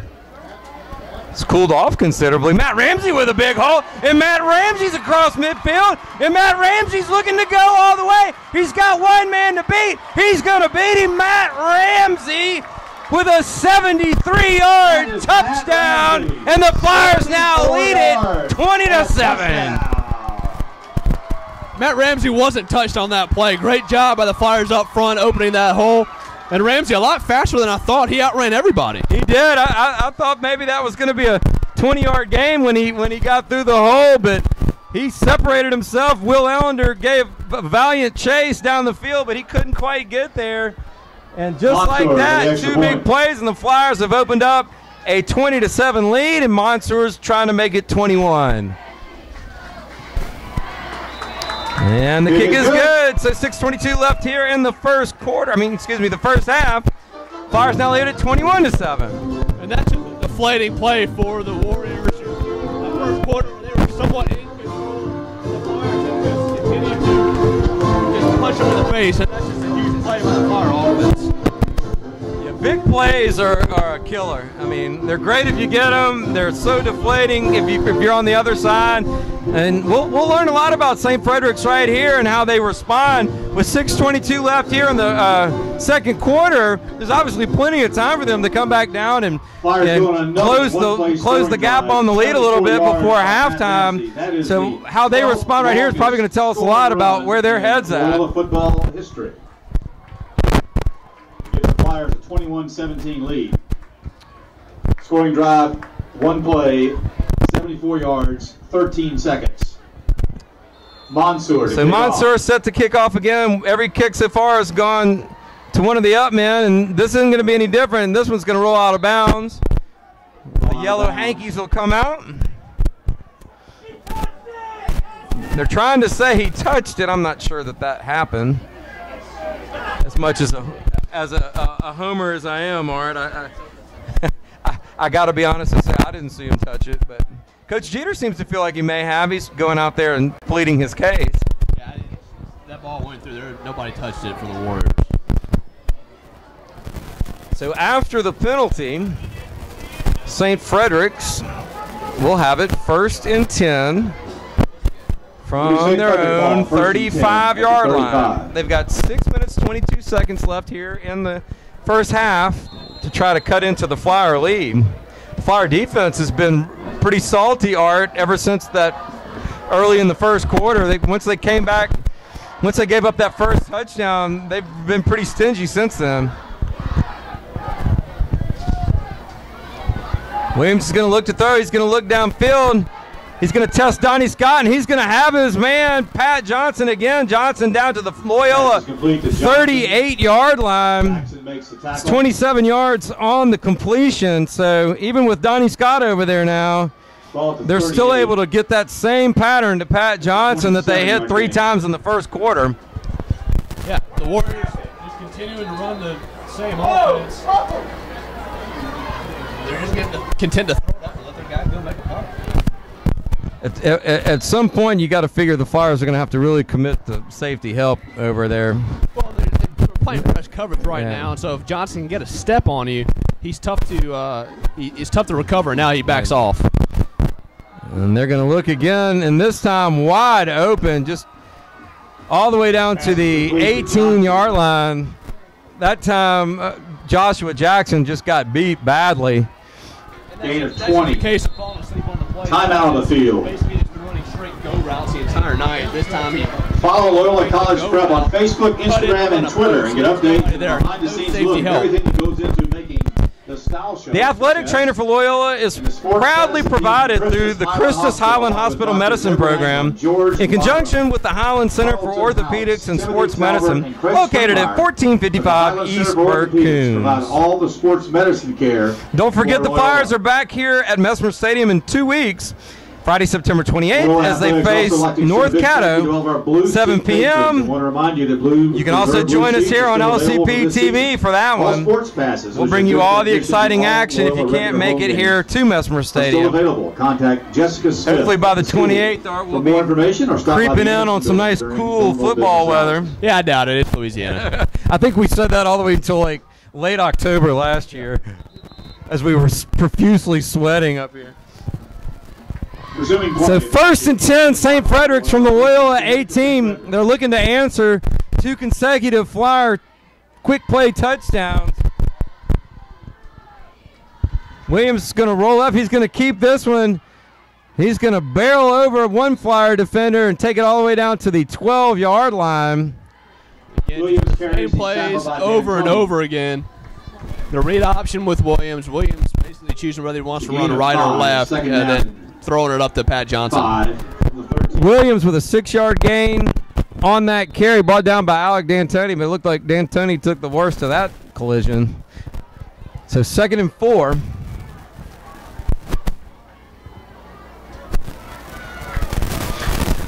And Williams is going to keep this one, and this time the Flyers are going to get to him in the backfield. A host of Flyers got there. It looked like that's Williams tackled in the backfield. Let's see, that was D'Antoni. It looked like Haminer. It looks like Haminer and D'Antoni were the ones that finally got him down. Loss of 3 on the play, make it 3rd and 8. From the 16. Play call by the Warriors is I'm not sure if they were trying to set up something else and Williams took it on his own, but the Flyers defensive line blew past the offensive line. That was a very easy play for the Flyers defense to make. So big 3rd and 8 right here. You figure they might go for it regardless here, even if they don't get this. They've shown they'll go for a 4th and 10 from further away. Williams back to pass, and that pass can be complete, but dropped right at the line of scrimmage is Pat Johnson. Donnie Scott got there and laid a great hit on him. No gain on the no gain, and it'll be 4th and 8. And that was actually a well-called play by the Warriors there. Jace Bernard, number 24, was running a wheel route and ended up wide open. Nobody right in the end zone, but Williams had committed to throwing to Johnson. Gavin Corder for Looks like they're going to go for a Gavin Quarter 33-yard field goal attempt. There is no wind at all. The flags are dead still. And the kick is no good. Wide right. So after a pretty nice drive with a couple of really solid pass completions, no bueno for the Warriors that time as the kick goes wide right and the Flyers will take over 1st and 10 from their own 23. Yeah, and this is a big offensive possession for the Flyers. I know they've scored 2 quick touchdowns, but with 3:45 to go in the second quarter and they get the ball back to start the second half, they could really open this game up. Follow Loyola College Prep on Facebook, Instagram, and Twitter to get updates and behind-the-scenes look at everything that goes on into making the Style Show a success. 1st and 10 Flyers, 3 minutes 45 seconds left to work with here in the second half. Flyers lead at 21-7. Allen going to look to throw. He's got John Williams. John Williams got a lot of space. He's going to get brought down finally at the 37-yard line, but not before he picks up 17 yards. And a first down. First down Flyers. Great play call there by Stephen Dieter. If he's not brought down right there, we're looking at another big play touchdown. And St. Frederick's last man down was able to get him.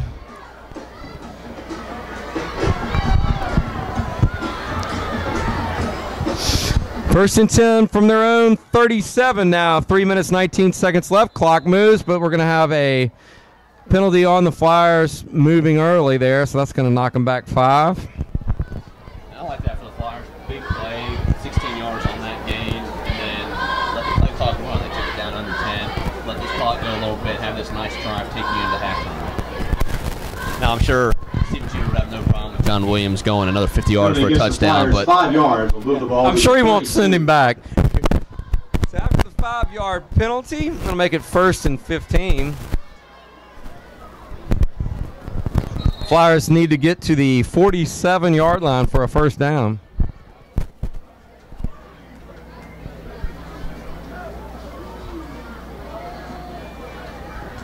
Allen's pass is complete. This time it's Reggie Thomas. Thomas breaks one tackle. He gets to midfield and a little bit more all the way down to the St. Frederick's 49. And the Flyers have another first down. 19 yards on the reception by Reggie Thomas. Thomas doing a great job of breaking tackles. Not wanting to go down, extending the play, and picking up positive yards after the catch. 2 minutes, 55 seconds left to go here in the second quarter. Plenty of time for Allen to work with. Pitch is going to go left to Ramsey. They're going to have a penalty on the play. He gets it out to the 34-yard line as it is, but I think this is going to be on the Flyers.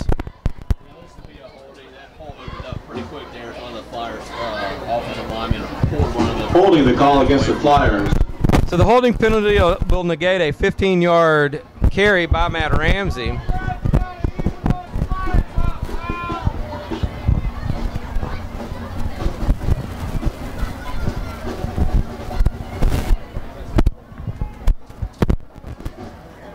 You credit to the St. Frederick's band. I think they brought like 5 drummers and a guy with some cymbals. What are those things called? You know, yeah, I don't know. What are you talking about? The cymbals. Yeah. Well, 1st and 19. Flyers need the St. Fred's 39. Allen wants to get it all in one play, and that pass is going to be intercepted.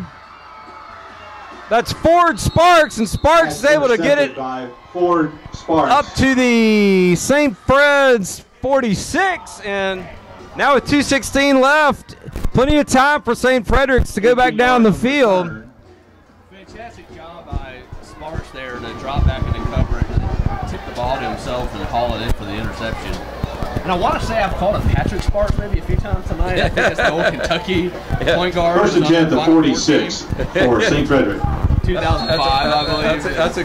That's a good call there, Yeah. Art. That's sports reference. Yeah. A great interception by Sparks. So Spark giving the Warriors the spark they needed right there. We'll cut that. 2:16 left here in the second quarter. Let's see if the spark can be ignited for some points for the Warriors going into halftime. And here come the blitz by the Flyers. That was Ian Birch that hurried the Williams pass. Quarter was the intended receiver right there. Make it 2nd and 10. And great defense there by the Flyers, disguising the blitz. And Donnie Scott was right there. If he intercepts that, he's got nothing but room in front of him for a touchdown.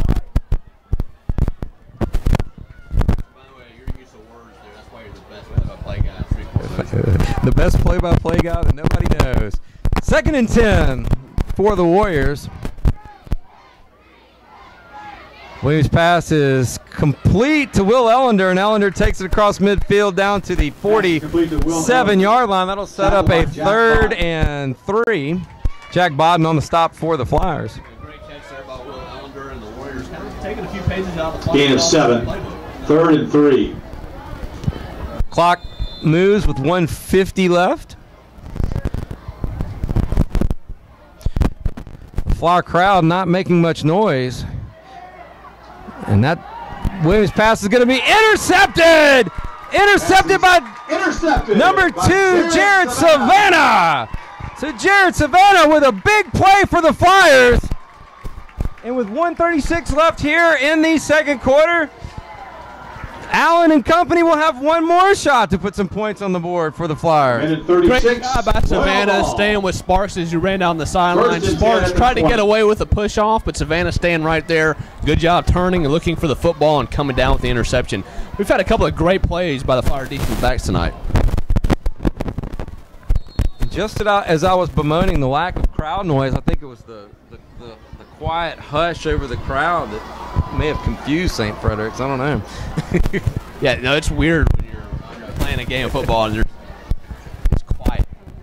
One time I played Tulane, I was a freshman, and they've been 400 people there, and it's like playing in church.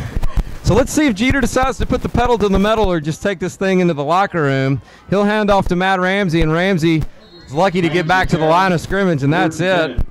Gordon Bennett on the tackle, make it 2nd and 10. So I don't know if that's the answer to my question, but it looked like a play that said we're ready to go to the locker room with a 14-point lead. No gain on the play. 2nd and 10. I think that was just a play to try to break one. I wouldn't be surprised if he maybe tries to take a shot here, but you're right, though. About to be under a minute. You don't want to make a mistake here in your own territory and give some life to start the second half. Absolutely, and you got to figure Coach Jeter is very happy with a 14-point lead considering the way the game started. And this time Jacob's going to keep it, and he's going to carry across the 25 down to the 26. Jacob Allen, the ball Make carrier. it 3rd and 4.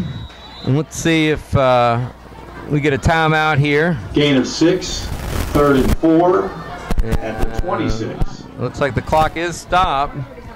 Somebody called a timeout. Somebody called a timeout. Maybe not. I don't know why Loyola. No. Let's see. No, they did not. That was just an official stoppage. So the clock's moving again. 40 seconds left.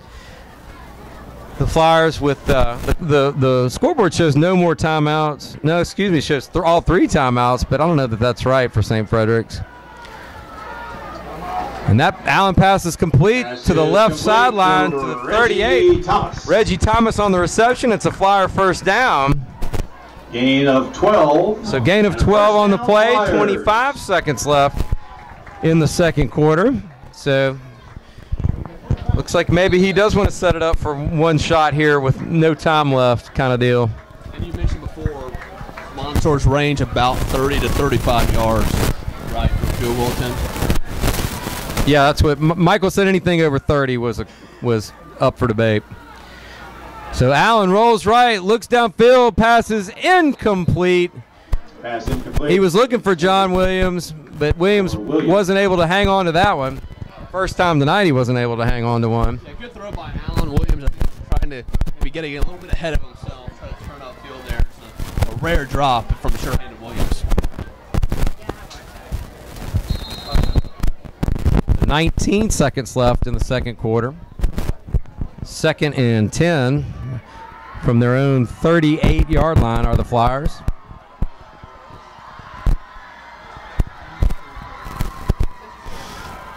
Allen's going to roll right, look back across the field. That pass is going to be completed to Reggie Thomas, and there's only one man in front of him.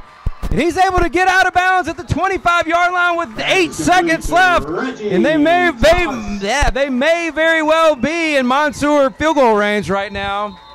And the Flyers are going to take a timeout here to preserve the rest of that clock. So big play right there from Jacob Allen, and well designed, I might add, Art. Everybody was buying the roll right. He turned around, looked back across the field, and Reggie Thomas was wide open. Yeah, fantastic play call. Great execution by the Flyer offense.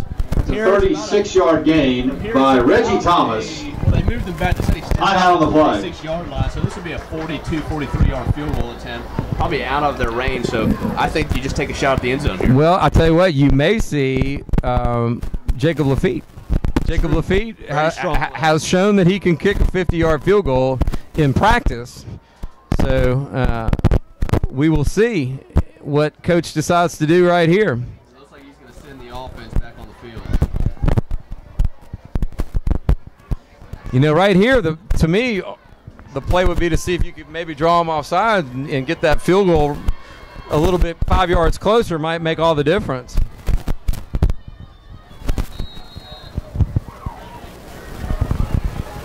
Let's see if Jacob Allen goes with a hard count here.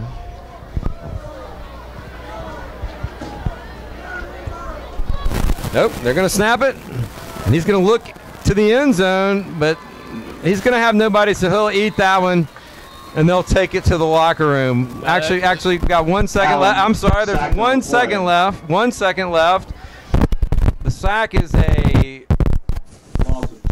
3-yard loss. That's going to take it back to the 29-yard line. So field goal from here Make it a 3-yard loss would be a 46-yard field goal. 2nd and 13. Yeah, that play looks like the Flyers are trying to set up a route combination and maybe a few wheel rounds. They're trying to spring somebody loose, and just Allen ran out of time, and Jeter elected to burn the last time out there and have one more shot at the end zone. Well, you certainly don't want to risk any kind of crazy play right here with a turnover and some easy points for the Warriors going back the other way. So This is the perfect Hail Mary situation. You've got good receivers. Obviously, St. Frederick has the height advantage with Morris and Johnson as their safety dip in the back. But why not just throw it up in the end zone to see what will happen? Maybe like LSU did in the first half last week against Southeastern. if we only had a 6'5" wide receiver. All right, here we go. 1 second left in the first half. Jacob Allen with 4 wide receivers, 3 split to the top, 1 to the bottom of your screen. Matt Ramsey remains in the backfield. Allen looks downfield, and he's going to keep it himself. He's got some room, but it'll be a tall task to make it to the end zone. But he does break a couple of tackles and makes it all the way down to the 9-yard line. It'll look good at the end of the night on the stat sheet, but it won't lead to a score right now. So your score into the first half here at Mesmer Stadium, Loyola 21, St. Frederick 7. We'll be right back with halftime. You're watching Flyer football on LCP TV.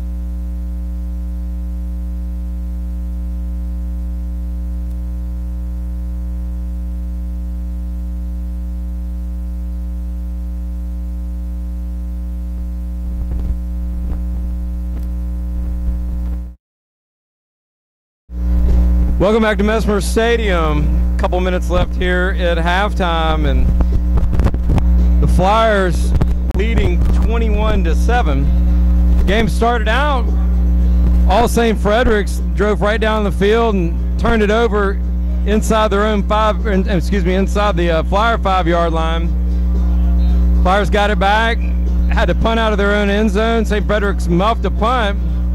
And then we had a 40-minute lightning delay from there. Came back, and St. Frederick's was finally able to put 7 points on the board to take the early lead. But since then, it's been all Flyers, 21 unanswered, including 2 big plays to Jonathan Williams and a run by Matt Ramsey, both covering about 70 yards each. And the Flyers are in total control right now of the Battle of the Bishop's Cup. So we've watched the first half, some turnovers, some big plays. What do you expect to see here in the second half? Well, one, I had a great time with you during the weather delay. That was always fun, catching up, listening to all that great music. But no, the first half, I thought the Flyers did a great job of making adjustments and finding out what's working offensively and defensively, and they were in complete control. So in the second half, I see the Flyers doing a lot of the same things, just trying to get the ball in space to Williams, Thomas, and Ramsey. Let them do the rest. For St. Frederick's, they've got to change things up on offense, and they kind of did that towards the end of the second quarter. They started getting the tight ends involved. They had a few wide open plays on some wheel routes that maybe that they might make adjustments and try to go after those type plays earlier, as the Flyers were king so much on Pat Johnson and Sparks, the wide receiver. So I'll be interested to see how the Flyers come out to start the second half, and then also what kind of adjustments the Warriors make offensively to try to get back into this game. Yeah, this is a big second half for the Flyers, you know, with a chance to go 3-0 early on the season. Obviously, after the last couple of seasons, we had the big season a couple of years ago where we started out, I believe it was 10-0. Was it 10-0? You know, so nobody's saying that we're going to repeat that. It'd be nice. We hope we're going to do that.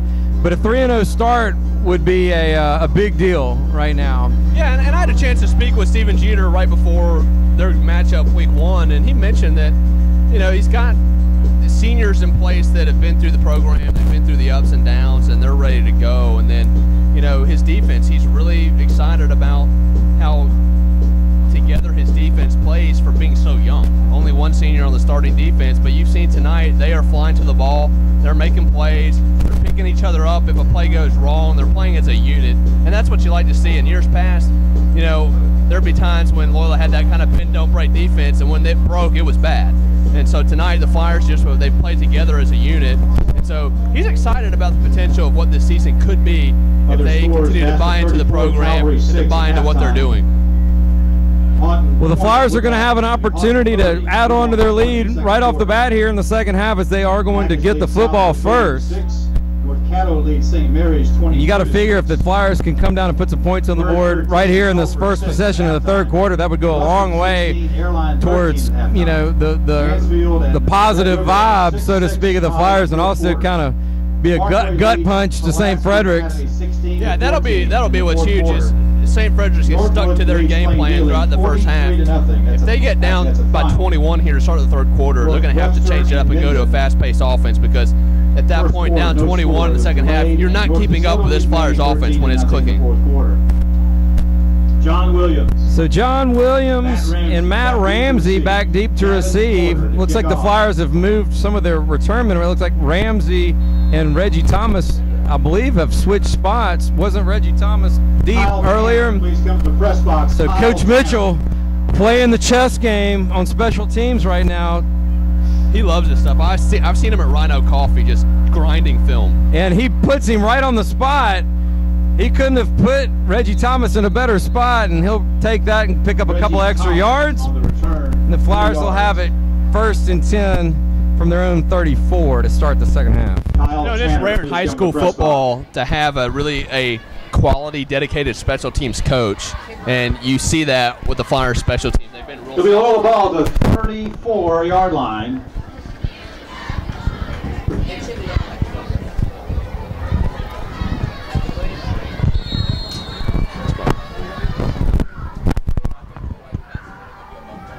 Flyers come out onto the field. First and 10 from their own 34. Flyers lead it 21-7. Started the second half. I'm David Winkler, joined by Art Carmody. Running a little late tonight due to a 40-minute weather delay, but that shouldn't be an issue any further. First play of the second half's handoff to Matt Ramsey. Ramsey going to take it across 35 to the 37, but there's a flag on the play. Holding against the Flyers is going to be the call, and that's going to come back. That play will come back, and as much as we heap praise on John Williams, a fantastic wide receiver, kind of loafed a little bit on that play, didn't block number 4 for the Warriors, Will Ellender, and he was able to come in and make an easy tackle.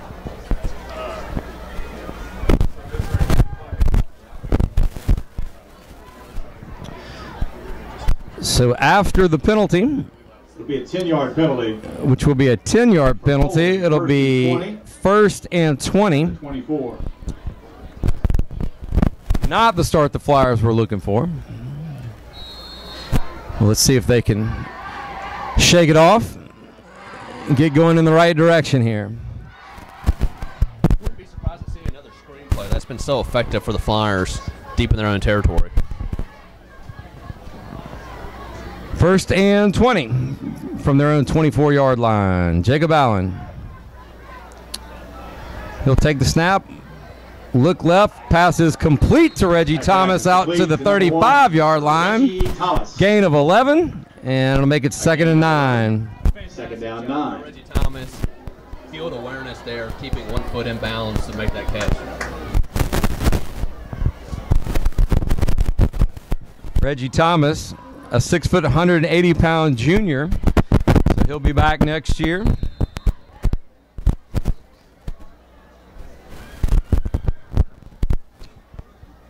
Second and 9 from their own 35 for the Flyers.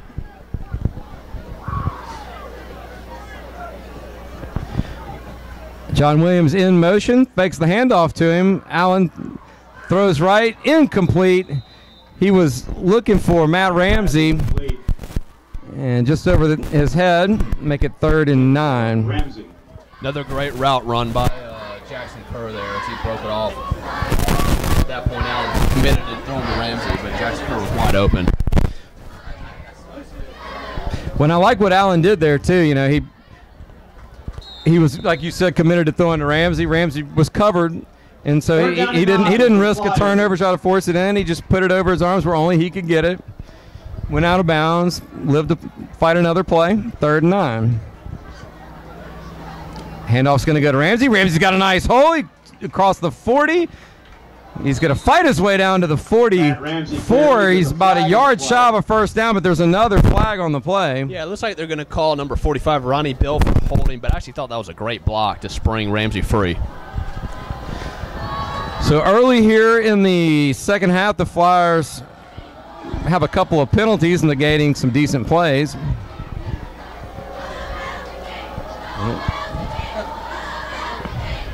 10-yard penalty. 10-yard penalty will move it back to the 25-yard line. It'll be 3rd and 19. The Flyers will need to get it out to the 44 for a first down.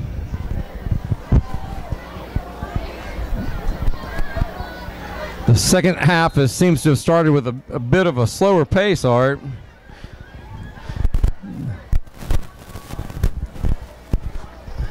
$10 minutes, 20 seconds left here in the third quarter.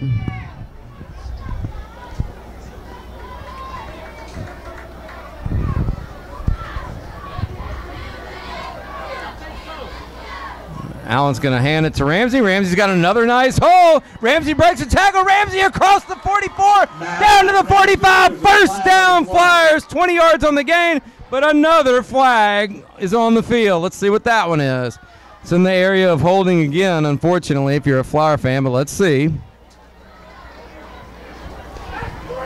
And it is holding. Call the Flyers. So Matt Ramsey, who's doing his best to get the Flyers a first down, can't seem to catch a break on 2 consecutive holding penalties, negating big plays. Yeah, and again, that time it looked to be good blocking up front for the Flyers. Ramsey just rode Ronnie Bell all the way through the hole to spring him free for first down there. But 3rd and 25. At this point, 3rd and 25. 19. I don't know what you look up in the playbook.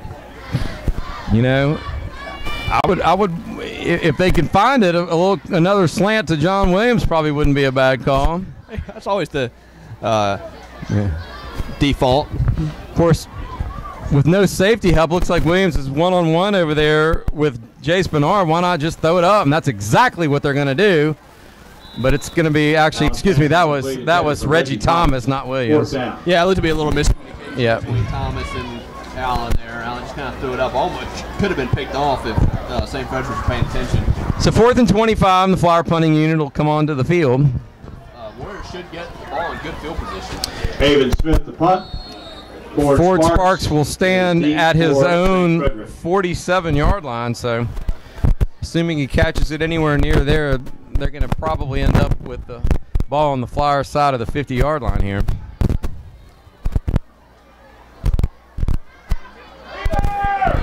It's going to be a short punt that bounces St. Frederick's way.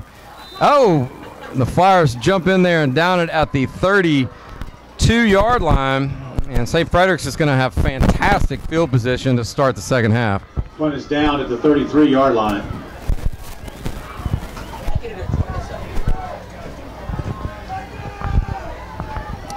So here comes Andy Williams.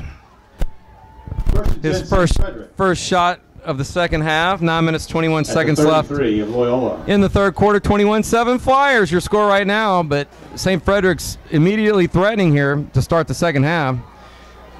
Williams is going to keep it. Pass complete. He got his man Pat Johnson again, and Johnson's going to be very close to a first down. I think he probably got it at the 22-yard line of Loyola. Pass complete to Johnson. Jackson and Hammer make the stop. Gain of 11. Jackson and Hammer on the stop for the Flyers after the 11-yard gain. It'll be a St. Frederick's first down, and St. Frederick's right back up to the line of scrimmage. This time Williams is going to keep it. He's got a pretty decent haul around the left side. Flyers better get him down, and they do. Right at the 2-yard line. Williams carries. It's great job on the read option. Stopped by Birch and Scott. Yep. So after the big run by Andy Williams, 19 yards, it'll be first and goal, St. Frederick's from the Loyola 3. First and goal at the 3. Which Flyer defender that was, but they almost ripped it out from Williams' hands as he was going out of bounds.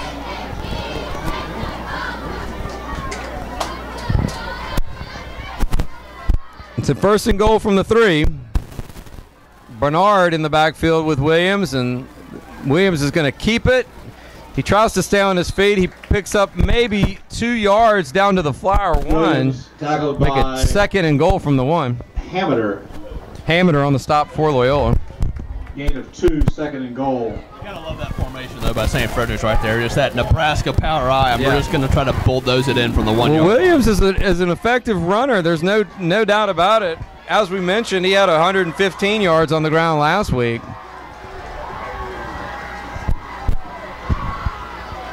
So second and goal. The Flyer defense trying to make a stop here.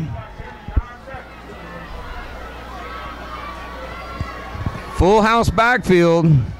That's and that's going to be a procedure penalty. So St. Frederick's going to shoot themselves in the foot right there.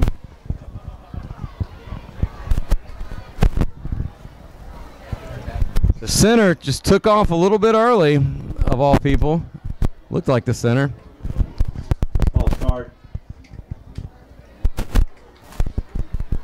We'll move the ball back to the 6-yard line. Second and goal. The 5-yard penalty will make it second and goal from the 6.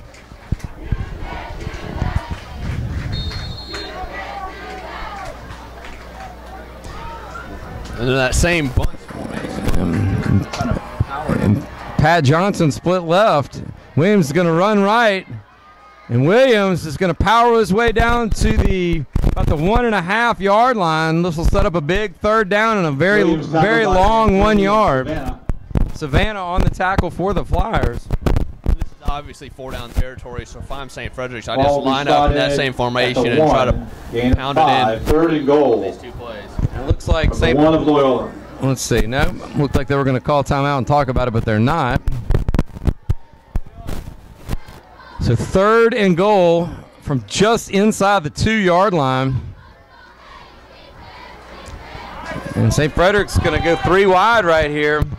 They got a lone receiver on the top. Oh, trick play. No, the snap went past Williams on the ground. Let's see who got it. What does the official say? It looked like both the Flyers and St. Frederick were there on the ball. Looks like Nelson Sparks got it for St. Frederick's, but that's going to knock them well back, all the way back 18 yards to the Flyer 20-yard line. 4th and goal from the 19. Make a substitution change. They took out all their heavy guys and brought in some lighter guys and tried to spread it out instead of just lining up under center and powering it in. So they're going to go for this. They're going to go for this. No field goal.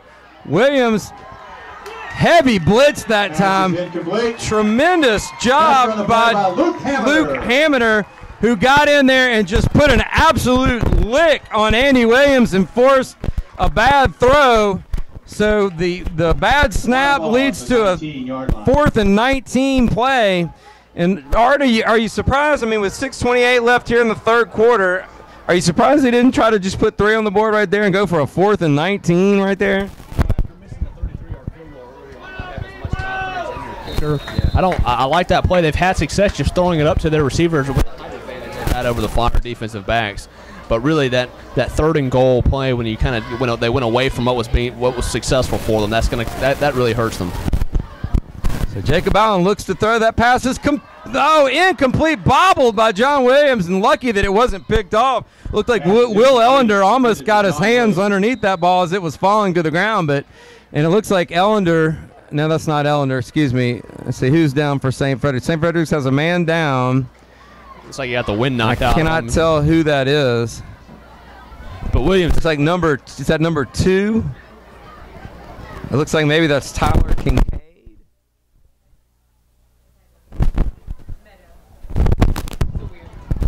Our spotter up here, Meadow, who's handling the camera, let us know it's number 2 for. Okay, so that's Tyler Kincaid. So it looks like they're working on his right calf. I'm going to guess that, or maybe even a hamstring.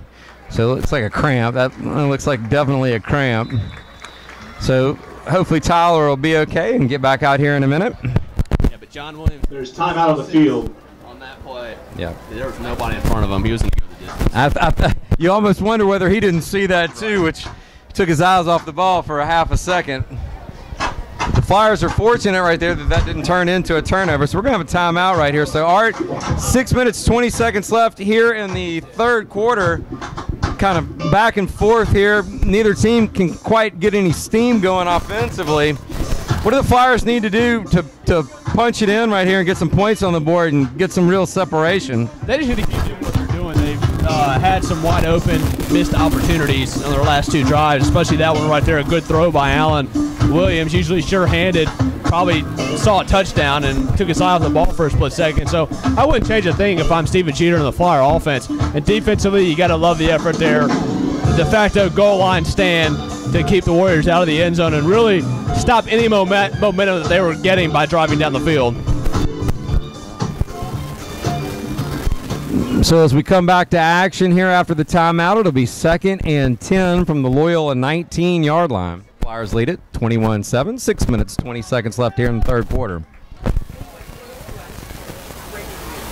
Allen does a great job collecting a low snap. He's able to hand it off to Ramsey, who does not even get back to the line of scrimmage. He'll lose 2 on the play, make it 3rd and 12. Loss of 1. Looks like they're going to say loss of 1, 3rd and 11.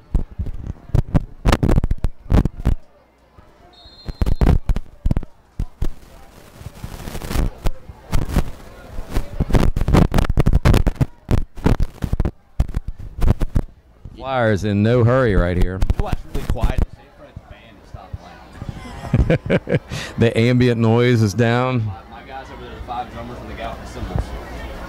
All right, Jacob Allen, 3rd and 12 from his own 18-yard line. He scrambles back, and he'll just throw that away. With a 14-point lead, defense is playing well. Just throw that away. Get a good punt. And that's exactly what he did. And it looks like the Flyers are going to send Jacob Lafitte into punt after the short punt by Smith earlier. I think that Coach Mitchell feels like Lafitte may have a bigger leg. You know, he's just a little bit concerned about the lack of experience. Deep to receive. Jacob's a phenomenal athlete.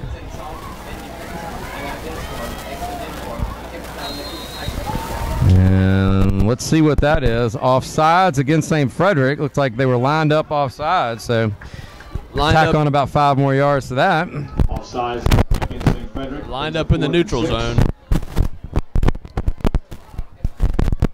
You know, and I like Lafitte as the punter in this situation, or maybe future situations, because he's the JV quarterback. You'd have the ability to run some fakes if needed. Lafitte gets a pretty good end-over-end punt off right there. It's going to – now, why in the world – That's a why 34-yard punt by Lafitte. Who is that? 22. That's Pierce Jackson. Pierce Jackson probably just cost the Flyers another 6 or 7 yards in field position by picking that up entirely too early. It was St. Frederick ball at the 43-yard line. You know, in that situation, you got to look at the special teams coordinator. That's something that you got to cover during the week. Let the ball bounce, just get away from it.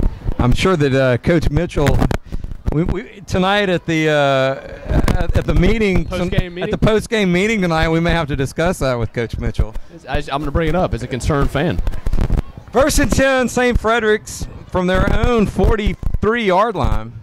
Flyers lead it 21-7. Plenty of time left in the game. 5:16 left here in the third quarter. St. Frederick's is looking to get on the scoreboard here. Pass is incomplete. No, he bobbled it and went back and got it. That was Will Ellender with a tremendous catch right there. And that should make a top 10 list somewhere. I hope that was caught on film, because that was a phenomenal job by Will Ellender to keep his concentration with 3 defenders around him to come in with that catch. It was great eye-hand coordination. Gain of 8 on the play, make it 2nd and 2.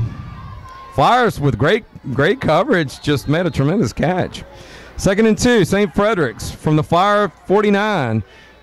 Passes incomplete. That time Williams was looking for Pat Johnson. That'll bring up a short third down, 3rd and 2. The Warriors coming out with 4 wide receivers. They brought in number 3, Chris Bell. So for the Flyers, there was potential success with some wheel routes, especially coming off those slants where everybody converges on the slant and the inside guys come wide open on the wheel route. So Let's see. The Flyers need to be prepared for.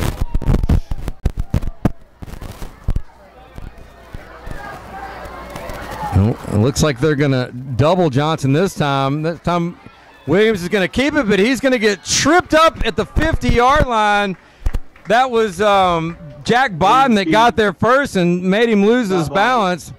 Bodden and Birch. Birch finished him off, and he's going to be about a yard short of a first down. So he figures St. Frederick's is going to go for this. Yeah, great open field tackle.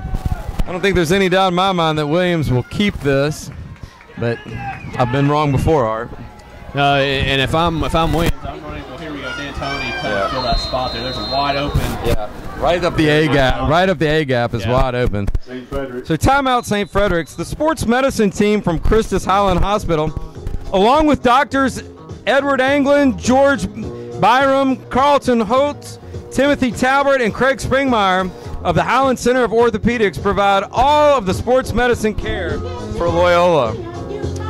Loyola College Prep Athletics would like to extend a big thank you to all of our Blue Seat patrons and want to remind you that reserved Blue Seats are still available for the season. All sports passes, which are good for admission to all Loyola regular season home athletic events, are still available. Please contact Jessica Smith at the school for more information or stop by the Anderson building during normal business hours to speak to her. All right, big 4th down right here, 4th and 1 from the Flyer 48-yard line. 4 minutes, 1 second left here in the third quarter. Flyers lead at 21-7. St. Frederick. Fantastic job by you reading those ads. People don't realize how hard that is late in the third quarter after you've been talking football for 4 hours. Had a lot of experience, Art. 4th and 1. Williams keeps it as predicted, right up the B gap. And all the way down. No, he's not going to go down. He's just running Flyers over. Finally, Donnie Scott brought him down at the 26-yard line. So that was all heart by Andy Williams right there. Great run. And that'll set up the Warriors deep inside Flyer territory at the Flyer 26. That's a great run by Williams. And a good job by Donnie Scott. Ball to 26. It's a 22-yard gain. First. So 22 yards on the carry for Williams. Williams is going to look for his man Johnson again, and Johnson's going to catch it all the way down at the 16-yard line, which is right on the line to gain. Jackson makes the tackle. Usually these high school officials are loath to measure anything, so as predicted, they will say first down. Williams came down a little awkwardly on his ankle as he's getting that looked on the sideline, maybe a cramp. And it is muggy out here tonight. The temperature may drop a little bit. They haven't moved the chains, though, but they've got first down on the marker. Williams keeps it regardless, and Williams is going to walk into the Flyer end zone. Touchdown, St. Frederick's. 16 yards for the St. Frederick's touchdown. And with 3 minutes, 12 seconds left in the football game, Art, we've definitely got a football game on our hands. Yeah, a game that the Flyers have seemingly been in control of the entire night is now just one possession. Ellender onto the extra point. Sparks to hold. Will Ellender will attempt the extra point, so it looks like Gavin Porter has fallen out of favor here. And that'll be blocked. Great job by the Flyers that time. Get in and block the extra point. Alex D'Antoni got in there, got both hands on it. Manute Bowl would have been proud of that rejection. That's a great Tickets on sale by the preview party. Snoopy Shoots for the Stars being held on October 27th. This new event will include great food, an open bar, silent live auctions, and other opportunities to win amazing prizes. You don't want to miss either of these events, so get your tickets. Be ready to blast off to fun at the October 27th at the preview party and November 7th at the Style Show. Yeah. Did you know that athletic... even their pace has been... It was almost like they were trying to... I mean, I don't think they were... That doesn't seem like it's in Jeter's nature, but for whatever reason, the whole pace has slowed down this entire third quarter. Let's see if the score there by St. Frederick's will light a fire under the Flyer offense here. App to your mobile device and purchase tickets. You know, and they did have a couple of big plays there, some Matt Ramsey runs. Of course, that was, I guess, the end of the... No, I'm sorry, that was the beginning of the third quarter. But they were all negated by penalties. Ellender to kick off. So Ellender will kick off. Ramsey and Williams back to receive. It's going to be a pooch kick, and the Flyers are going to fall on it. Great job that time by Ian Birch, who's seemingly been involved in just about every other special teams or defensive play tonight. Very smart play by Ian Birch. Catch it and go to the ground. Don't try to make anything happen.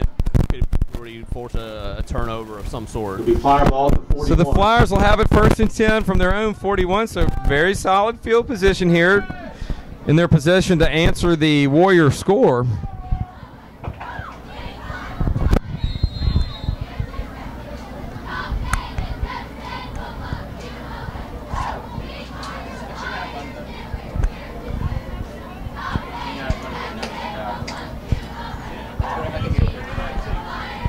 It looks like St. Frederick's maybe wants to bring some pressure. Now they're going to back off. And Allen's going to keep it. He's going to throw the slant, and that pass is complete to Jackson Coor. Jackson Coor gets up and signals first down. Yes, sir, it is Jackson. All the way down to the St. Frederick's 38-yard line. First down, Flyers. And I'm just surprised at how open he was that far down the field. Great throw by Allen. 22 yards on the play, and just like we said, Art, here come the Flyers right back to the line of scrimmage, trying to get the pace back into their offense. But Jacob's going to turn and look at Coach Jeter real quick. He's going to keep it, and he's got his man across the field, but it's going to be incomplete pass intended for Ronnie Ball. Ball probably wishes he had that one back. He was open, and he got both hands on it. Allen couldn't have put it in a better spot. Yeah, good play call. Welcome any alumni of St. John's, Jesuit, St. Vincent's. Ball matched up with a slower linebacker there. Was able to get open. In 2 weeks, and the free Alumni Association. So 2nd and 10 now from St. Frederick's 38-yard line.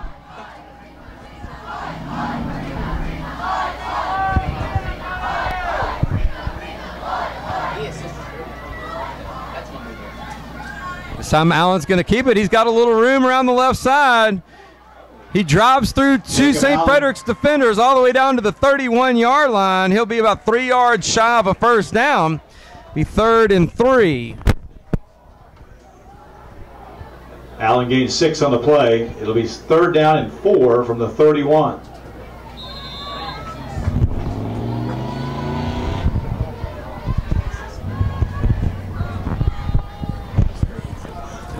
So here come the Flyers. 3rd and 3 from the 31-yard line. Low snap, corralled by Allen. Allen's under pressure, but he gets out of it, and he's able to get all the way down, it looks like, to the line of scrimmage. I thought he might have made it to the 30, but they say no, back to the line of scrimmage. That's going to make it 4th and 3. Now, a field goal puts this to a 2-score game now, Art. So Beer out of the race. It's too far. It'd be a 48-yard field goal. At this point, I like my offense. I take my chance on my offense here. And that's what Jeter's going to do. 4th and 3. They need the 28.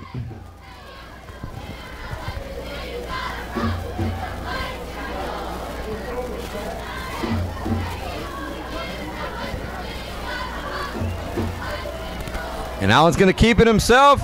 He's going to carry it down to the 32-yard line. And it's going to be, the 28. Excuse me, it's going to be right to the 27. Maybe the 27. Look, yep, first down Flyers. That's a first down. So just about the length of one football, Jacob Allen's able to extend that ball and get just enough for a fresh shutter down for the Flyers. Hey, great job by Allen letting that play develop and then using his strength to pick up that first down. It was close. Just inside a minute now in the 3rd quarter, 52 seconds left. Clock moves. Flyers lead at 21-13. An update, the St. Frederick's band has put on the drum sets. Allen looks for Jackson Coor. In and out of his hands. Pass incomplete. Allen's pass incomplete. Make it 2nd and 10. 2nd and 10. Yeah, Jackson Kerr is doing a great job of creating separation from number 2 Tyler Kincaid, the defensive back for the Warriors. And looks like they're going to make a substitution. Number 33, Nelson Sparks, comes in for Kincaid.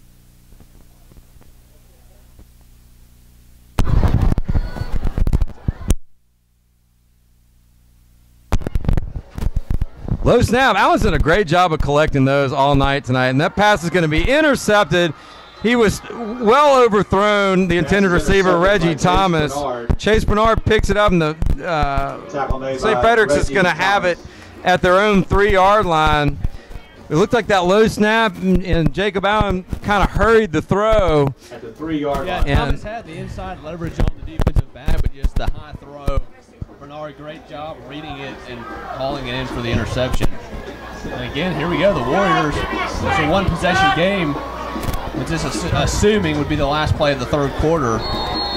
So, just like with any two small private school teams, conditioning, who's got the better conditioning in the 4th quarter is going to play out. And we've already seen one player from each side kind of limp to the sideline with cramping, so we know it's starting to happen. 35 seconds left in the 3rd quarter, and they're going to take a shot. Williams all the way downfield. He has his man. That's number 15, Ford Sparks. And just like that, the Warriors are out of the shadow of their own end zone all the way up to the 28-yard line. 25-yard gain, first down. And another cramp for the Flyers this time. Williams is going to come back into the game. And I'm not quite sure who that is. Is that Is that Josh Jackson over there?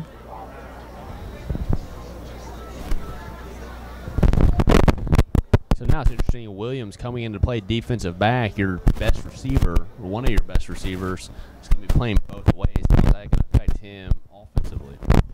Well, you know, and that's something that Coach Jeter has done in the past. You know, we've covered several games where, particularly if he's got a big, tall receiver that's giving him problems, he's not afraid. He did that with Tony Dorsey a couple of years ago. I can't remember which game that was. Maybe Captain Shreve or Green, one of those teams that had those big wide receivers.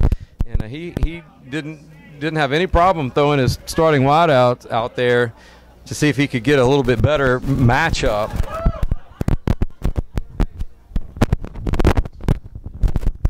Very quiet here at Mesmer Stadium. So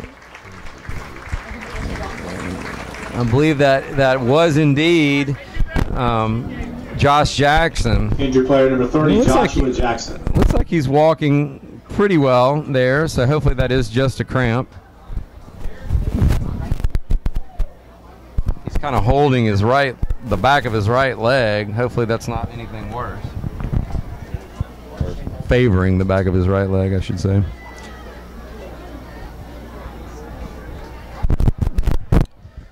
All right, after all that, it'll be 1st and 10 from the St. Frederick's 28-yard line. We've got 25 seconds left here in the third quarter. 21-13 the lead for the Flyers, fighting for the Bishop Cup with the St. Frederick's Warriors from Monroe. And this will take it into the fourth quarter. The Flyers are the current holders of the Bishop's Cup, and the Warriors would dearly love to come over here and take it back to Monroe with them.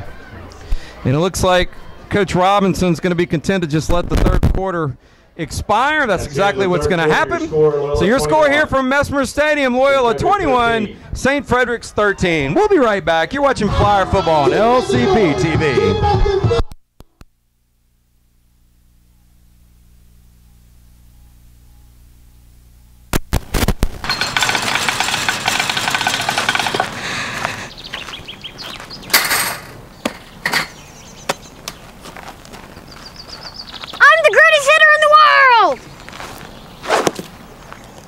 Strike one. I'm the greatest hitter in the world! Strike two.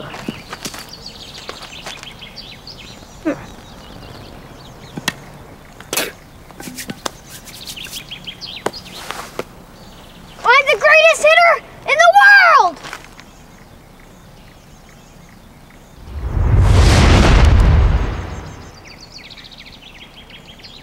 Strike three.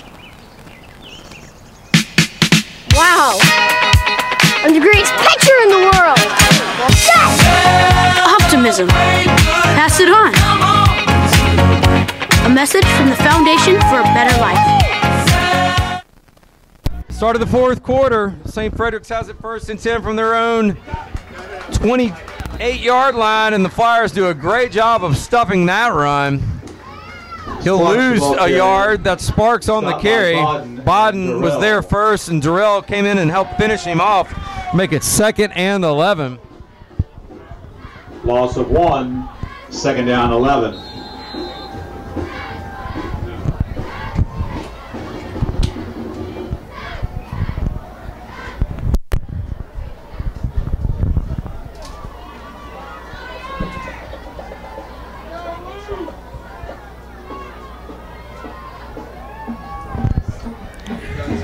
Andy Williams takes a snap. He's going to fake the handoff this time, rolls right, and he's got a man down the field. That's Ford Sparks, and Ford Sparks is able to carry it down to the St. Frederick's 42.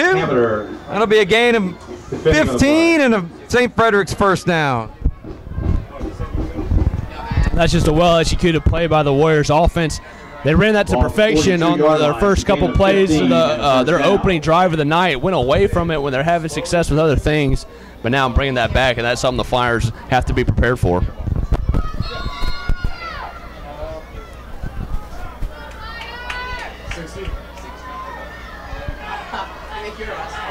So how long is it going to be before we see Williams look for his man Pat Johnson again?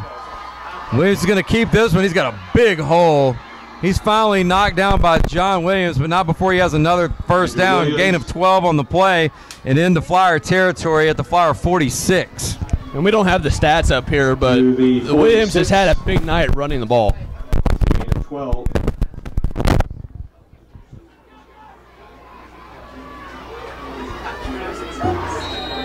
We're going to have to work on our LCP TV budget, or maybe get a staff up here to keep track of the stats for us. Williams looks deep, and he is just a little bit tall. Overthrown was Ford Sparks. He got two hands on it. John Williams on the coverage. He was almost able to haul it in, but just a little too tall. And Ford Sparks actually did a great job getting off the line, and he had a step on the defensive back, Savannah, there, just a little bit overthrown. So 2nd and 10 from the Flyer 46 now. 10 minutes, 44 seconds left. Flyers with an 8-point lead. Williams going to keep it. He's got another big hole. He makes one cut, and he's finally, I say, going to be knocked out of bounds at the 15-yard line of the Flyers. But right now, Andrew Williams seems to be a man possessed, trying to put the whole team on his shoulder and just win this one almost by himself. And right now he's doing it. Great job by the offensive line, but a better job by Williams of getting past the first line of defense and then making guys miss and continuing to run hard. The Flyers defense is just assuming he's going to go down, but he's picking up 5, 6, 7 extra yards with his ability to run the ball. So Williams, this time he's going to hand it off to Nelson Sparks, and Sparks is going to get a couple of yards, take it down to the Flyer 13, make it 2nd and 10. Second and 8 from there. You know, we talked about conditioning. I mean, pretty evident that Andrew Williams is well conditioned. He has been a busy man. What's key here for the Warriors is you can still get a first down inside the 5, so no need to do anything drastic or take a shot at the end zone here. I'll be honest with you, I'm not sure he'll take the ball out of Williams' hands the way he's running the ball. And that pass is slung out to Will Ellender, and the Flyers are all over that. To Ellender. He's going to lose. They're going to say forward progress, keeps him at the 15-yard line. Looked like it was going to be a worse loss than that, but forward progress holds him to a 2-yard loss, so it'll make it 3rd and 10 now. So here on this 3rd down, the Flyers are going to double Johnson at the bottom of the screen.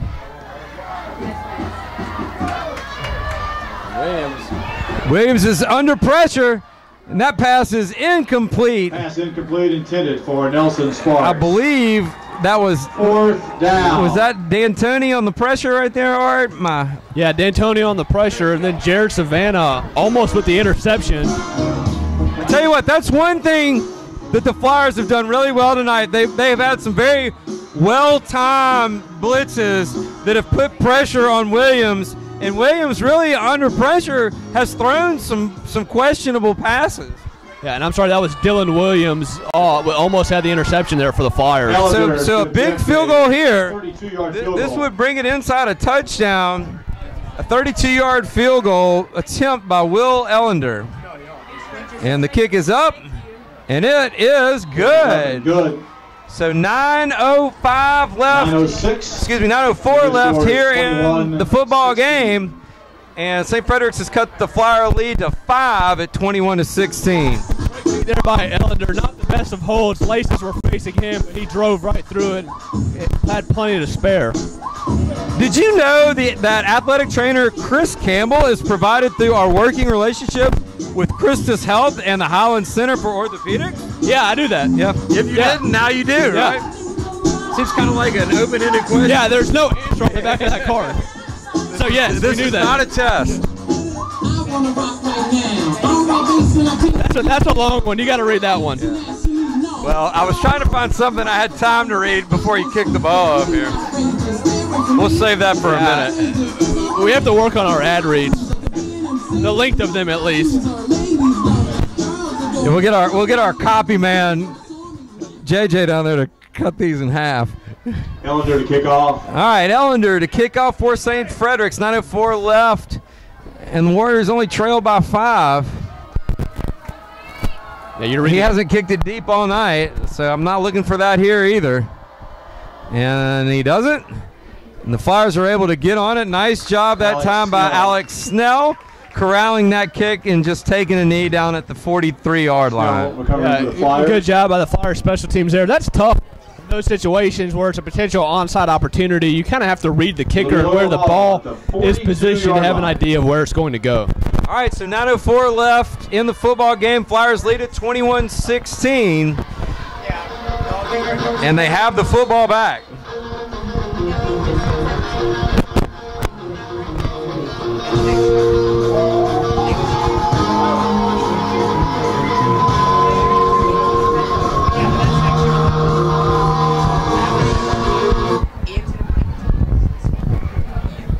Jacob Allen is going to hand off this time to John Williams on an end around, and he's got a lot of room. John Williams is going to go all the way.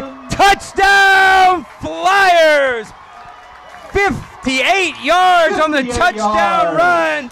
And with 8:52 left in the football game, the Flyers now lead at 27-16 with the extra point pending. What a great play call by Steven Jeter. You have no momentum at this point. St. Fred's just kind of taking control of the game, and you go with the end-around reverse, which they have not run all night. Completely caught St. Fred's off guard. Once Williams rounded that corner, there was nobody that was going to run him down.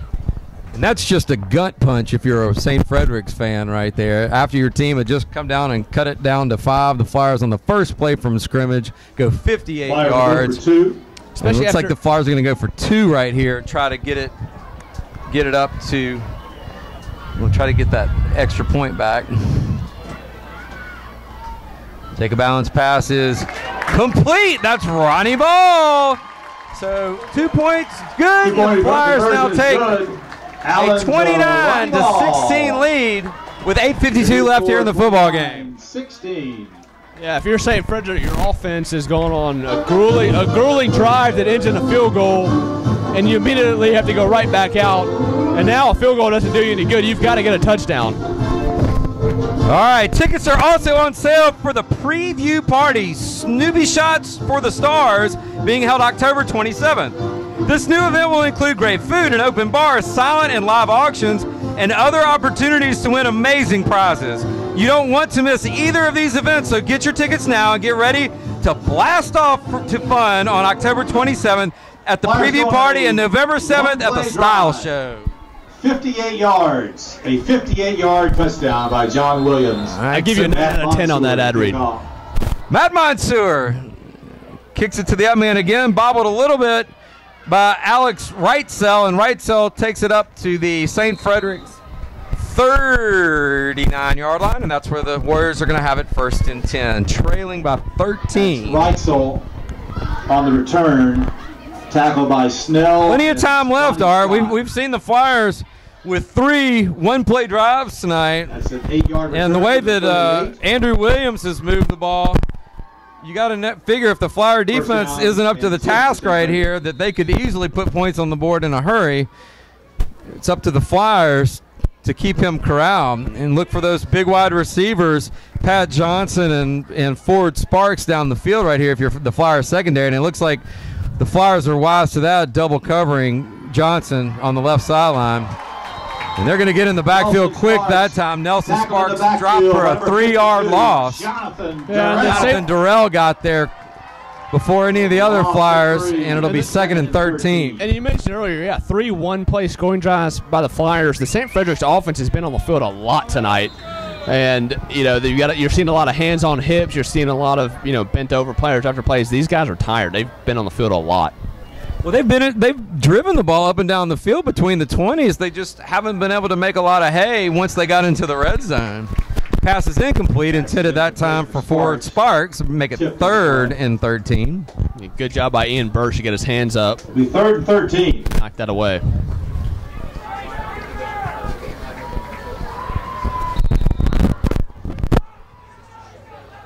.807 left in the football game. And the Flyers are going to gift them 5 yards here. A little bit anxious that time. was Jack Bodden.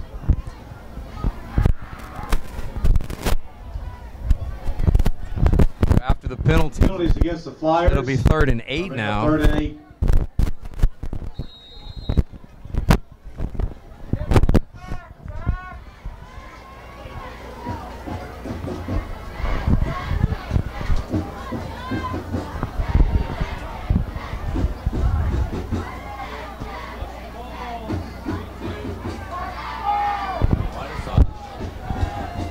Andrew Williams looks deep, and that pass is incomplete. Great coverage. Oh, no, intercepted.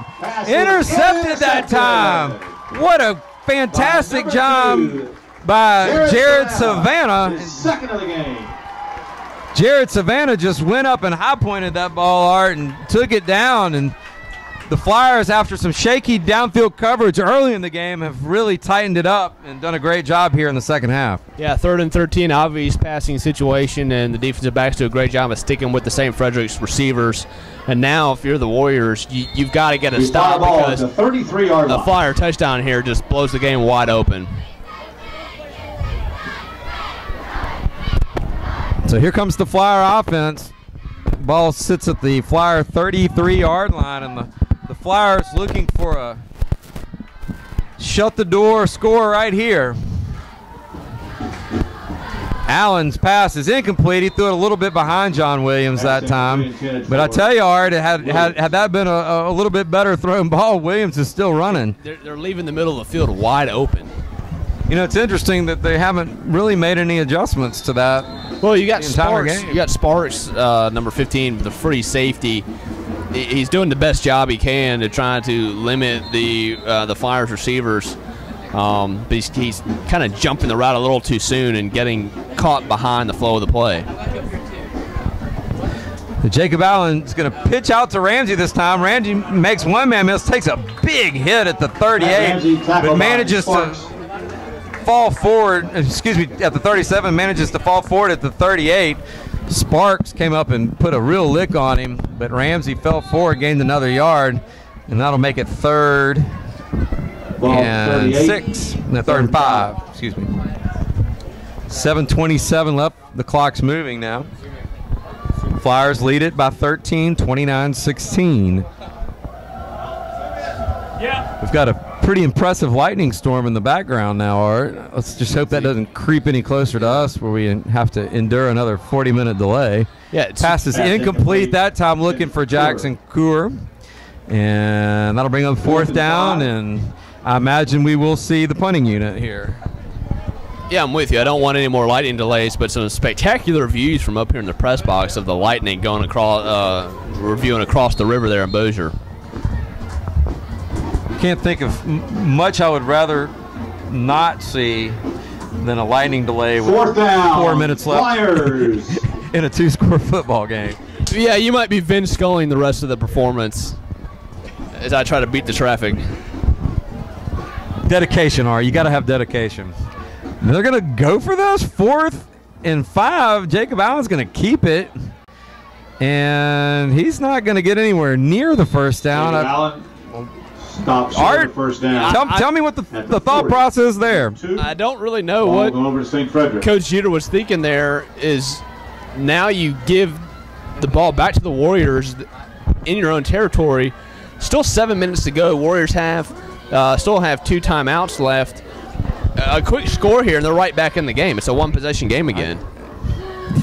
You know, especially the way the defense is played, the offense for St. Frederick's is exhausted. Punt the ball and let's grind this game out and get a victory. So at any rate, 1st and 10 from the Flyer 40 now goes St. Frederick's.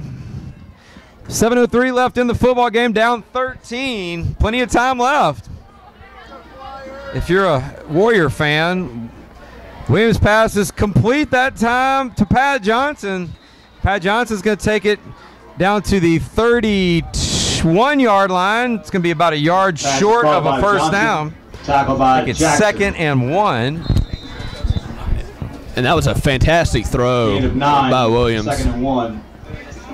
Clock continues to move. 6 minutes, 37 seconds left in the football game.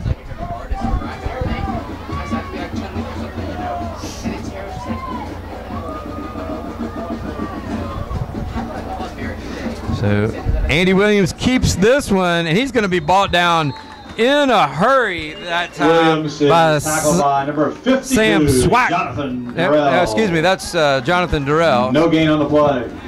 It's 3rd and 1. So 3rd and 1. So for the first time in a while, Williams doesn't really get anything on that inside run. Great job by the Flyer defensive line right there. And St. Fred's looks like they're going to burn one of their timeouts. On the field. So timeout St. Frederick's. We'd like to thank Christus Highland Hospital, the doctors from the Highland Center for Orthopedics. Tickets to all Loyola home athletic events and special school events are available online 24 hours a day, 7 days a week via Eventbrite. You can download Eventbrite app to your mobile devices and purchase tickets ahead of time to avoid standing in line. Visit visit flyerevents.eventbrite.com for more information. Specialist Hospital and Orthopedic Specialists. Sure Access MD. We would like to welcome any alumni of St. John's, Jesuit, St. Vincent's Academy, and Loyola that are with us tonight, here or watching us on LCP TV, and remind you to please mark your calendars for the homecoming game and free Alumni Association tailgate party on Friday, September 28th, beginning at 5:30 p.m. And also remember, if you cannot make it to that game, you can catch it live right here on LCP TV. 31. St. Frederick's trails by 13, 5:54 left in the football game. Williams is going to roll right. He's going to have the first down and more down to the Flyer 20-yard line. Zwack made the tackle, but not before Williams gets a 12-yard gain. 12-yard gain down to the 19-yard line, and a first down for the Warriors. Luke Hamilton did a great job in pursuit on that play, just not quite able to get Williams as he's continuing to just carry the St. Frederick's offense. Williams is going to look to throw, and that pass is at the feet of his intended receiver, Ford Sparks. 2nd and 10. 2nd and 10 now.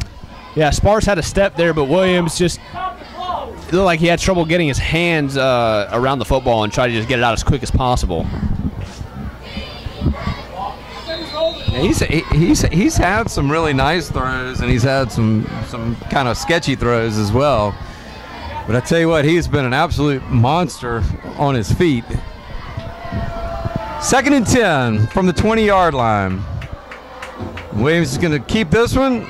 He runs right, and he's going to have a nice gain again, gain of about 6 down to the Flyer 14-yard line.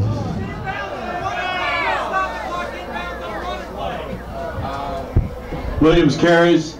He stopped by D'Antoni. So Alec D'Antoni gets the stop right there, and he'll set up a 3rd and at the 14. 5 right here. 5 minutes, 11 seconds left in the football game. St. Frederick still trails by 13.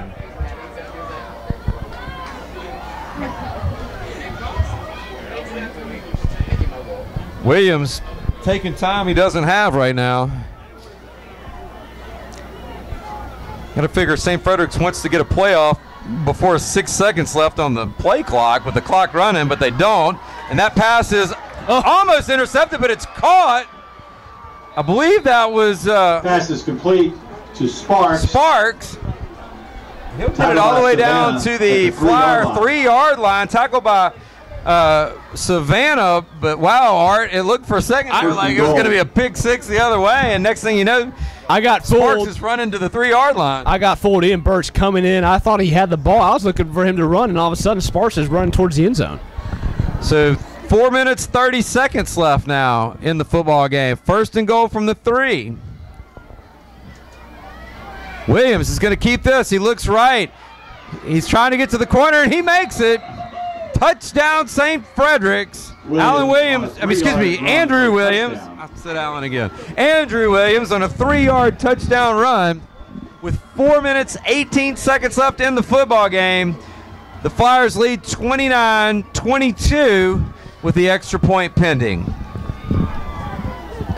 And how big was that goal line stand in the third quarter for the Flyers when the St. Frederick's had third and goal from the 1 yard line? I hate to say it, but how big was going for it on 4th and 5 on your own 40? That too.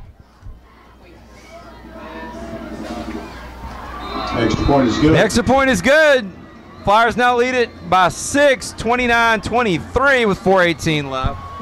I mean, look, I'm not here to question anybody. We don't want to question any decisions.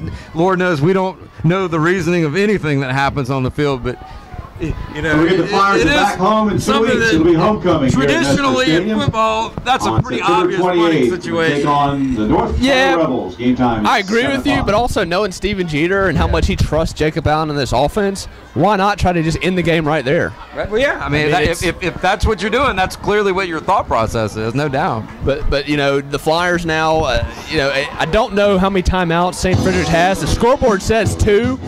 I know they took one earlier, but that hasn't changed, so I'm not sure if they had 3 and now they have 2 or if they still have 1 left. But the Flyers are going to have to go into their 4-minute offense, so I'll be very surprised if they put the ball in the air on any of these downs. Keep it in Allen's hands, keep it in Ramsey's hands, and try to salt away this victory.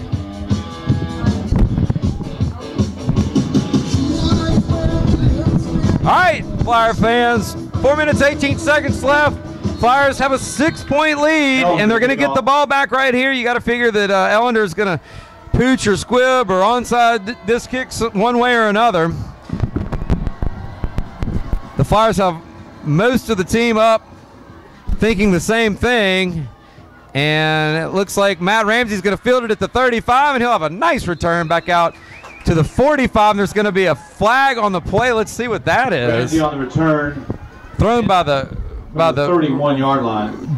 Flag official farthest from the play almost. Yeah, I don't like the flag there. It was away from behind the play, unnecessary flag, and it was late. It was a late throw after the play, after Ramsey had been tackled. And it's going to go against the Flyers. So, unfortunately, the penalties have kind of bitten the Flyers a couple of times here tonight and negated some nice plays. Now, this one isn't going to be that big of a killer because really the clock is the bigger concern right now than putting another score up. I mean, of course, the Flyers would like to score, but if they could grind out this last 4-12, that'd be all she wrote, as they say. St. Frederick's does have 2 timeouts, so they can stop the clock twice here. Loyola has all 3 of theirs. So 1st and 10 from the 33. The Flyers figure to need a couple of first downs here to grind this game out.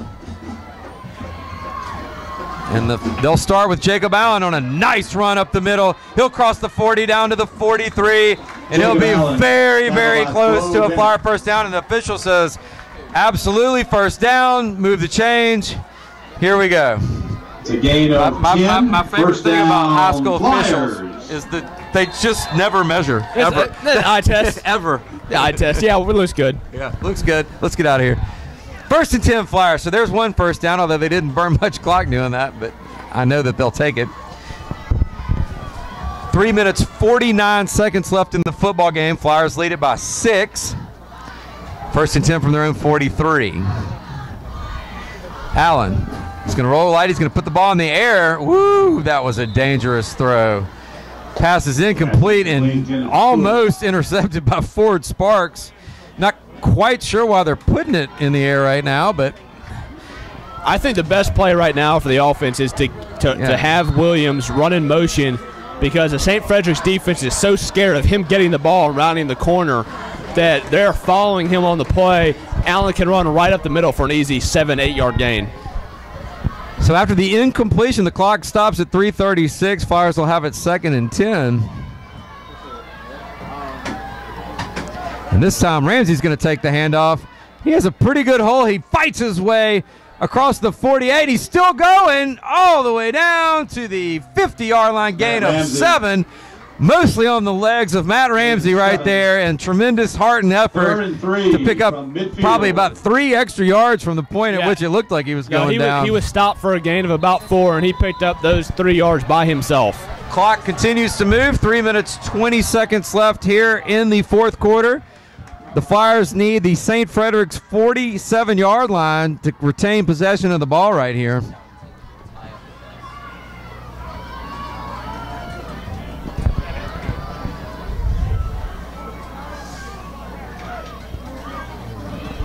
Allen's going to keep this one, and he's going to get a first down, and it's Jacob Allen has one man to beat. He's not going to get there. Jacob Allen, touchdown Flyers! Jacob Allen on a 50-yard touchdown run, and you can't say it's over, but it's pretty darn close. With 2 minutes 51 seconds left here in the football game, the Flyers now lead it 35-23. And that may have been the kill shot there for the Warriors, as Allen basically goes untouched on that 50-yard touchdown run. So it looks like the Flyers are going to go for 2 again, try to extend it out one more time. Flyers going for 2.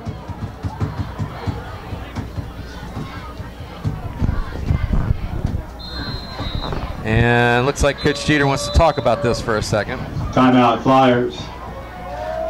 So a 2-point conversion would give the Flyers a 2-touchdown lead here. So this is a pretty big 2-point conversion.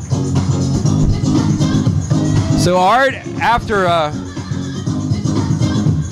first half where it looked like the Flyers kind of came out and kind of, I don't want to say sleptwalk, but just kind of didn't seem to play with the same energy that we saw at some points in the end of the first half. They seem to have picked up their game here in the fourth quarter and are a couple points away from making this a 2-touchdown game right now with 2:51 left. Yeah, third quarter was really boring from a fan's perspective. Not much action. Flyers kind of, like you said, sleptwalked through it and let St. Frederick's back in the game. But good job by a veteran Loyola team to not panic and just continue to play their game. And really, anytime St. Frederick's made any type of move closer in the game, the Flyers had an answer for it, and that's something that we haven't seen in years past. So here go the Flyers with their 2-point conversion attempt. Jacob Allen's going to look to throw, and that pass is going to be batted back, incomplete. He was looking for Reggie Thomas that time, but 2:51 to go. One of the St. Frederick's defenders, I didn't see who it was, got their big mid up, and it's only a 12-point lead with 2:51 left here in the football game.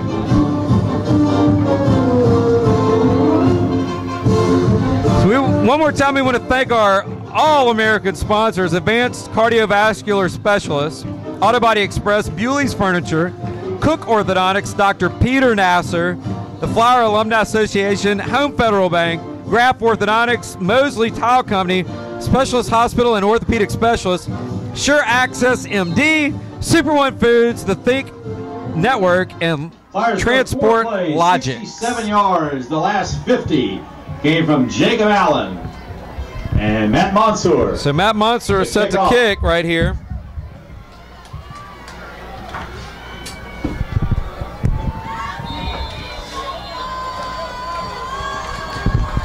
And Monsoor is going to kick it deep this time. That kick's going to be fielded on the 20-yard line by Thomas Marsala, and Marsala is able to get it up to the 30. That's where Andy Williams will come out with 2:44 left to try to take his St. Frederick's Warriors back down the field. The Flyer defense has other ideas. 30-yard line, 1st and 10.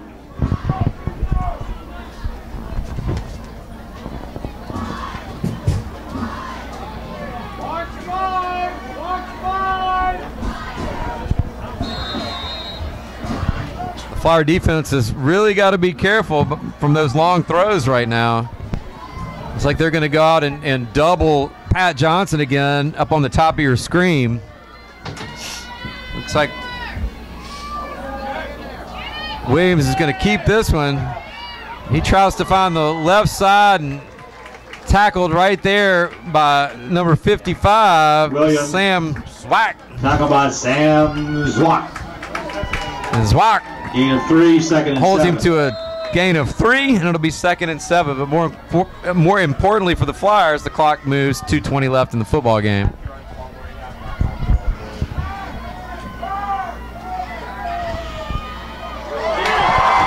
And Williams pass is intercepted that time.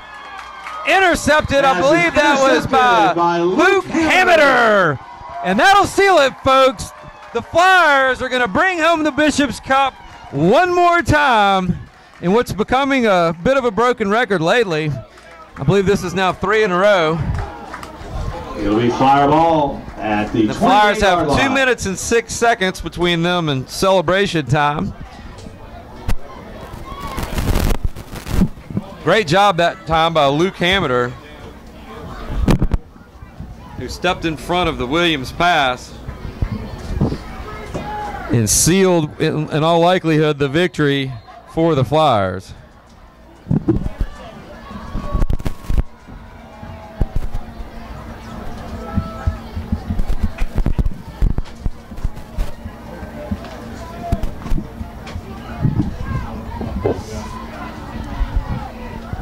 Allen going to put it in the air, and he's going to look deep to a wide open John Williams, and John Williams is in for the touchdown. For a touchdown. 28 yards. For John Williams. Jacob Allen to John Williams, and the Flyers have opened it up and now lead 41-23 with 1:57 left here in the football game. And Steven Jeter not taking his foot off the gas pedal as he opens up. John Williams, great route, untouched.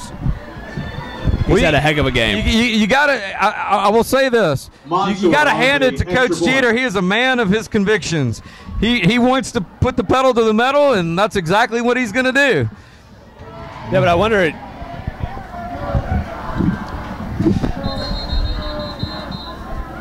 know, I love the fact that he's continuing to want to move the ball down the field with 2 minutes to go in the fourth quarter. But then I would go back to what was going on at the end of the second half or into the second quarter.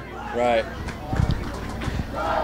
Well, you know, maybe that's why. Maybe he didn't like what was going on at the end of the second quarter, and this is his answer to it. Mansour to kick. That's what the good coaches do. They coach themselves. Absolutely. Don't forget to stay for the post-game presentation of the Bishop's Trophy by Father Matthew So Long. after the penalty, we'll have a 25-yard, a 25-yard, excuse me, I was right the first time, extra point attempt, and it is no good. Just a little bit wide right is the Mansour kick. Wide so 41-23 remains your score. 1:57 to go. Your new score. And the Flyers comfortably ahead in the battle for the Bishop's Cup. And St. Frederick 23.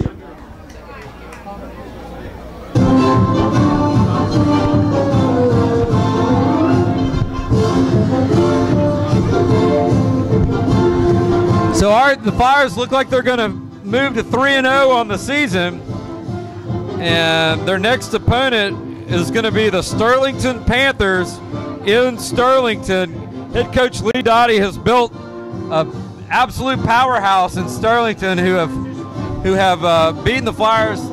They beat them last year. Flyers go and the series record is 2-2 there. The Flyers are going to have their hands full next week. Yeah, you're right. They're one of the underrated programs in the state. It's always tough playing them. They're well coached, are fundamentally sound, and they always give the Flyers fits. Very well coached. I mean, that's one of the teams. You know, when they come in here to Mesmer, and you see them from the time they warm up to everything they do on the field, it is precise. They don't make mistakes. And they're not physically imposing. No, they just execute, and do it well.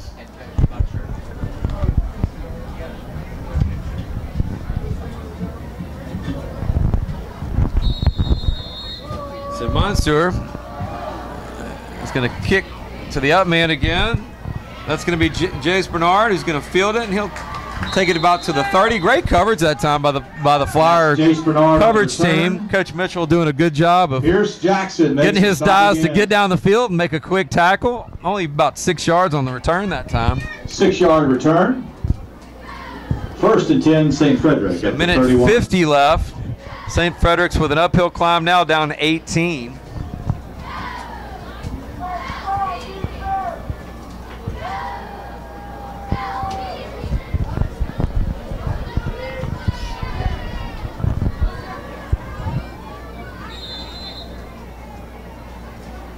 It looks like we have a new quarterback, I believe, number 18. That's Alex Wrightsell. And Wrightsell hands it off up the middle for about a 2-yard gain to Nelson Sparks. Zwock and Burge on the tackle, make it 2nd and 8. Kilgarland and Burge. Kilgarland. And with the new quarterback, you got to tip your hat to Andy Williams, the performance he had tonight. Fantastic job managing the St. Frederick's offense with his ability to throw and run the ball. 2 on the play. Absolutely. I mean, he was tremendous. So 2nd and 2. Clock just now under a minute to play. Again, the handoff is going to go to Sparks. Sparks carries. Nelson Sparks picks up maybe 4 yards that time. It'll set up a 3rd and 4. Looks like St. Mary's is just content to run this clock out, get on the bus, and head on back to Monroe. 3rd and 2.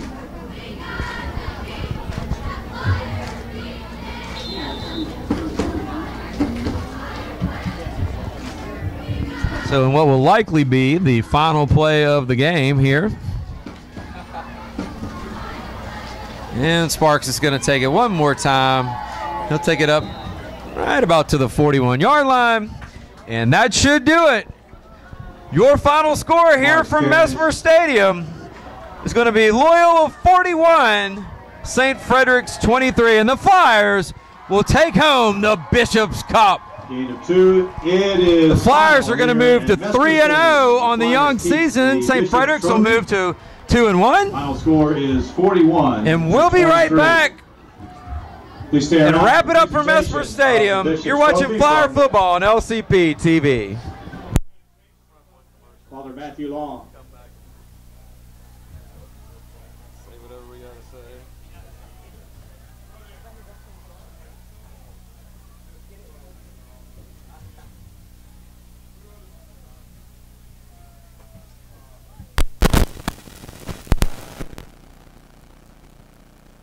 Hey, Travis.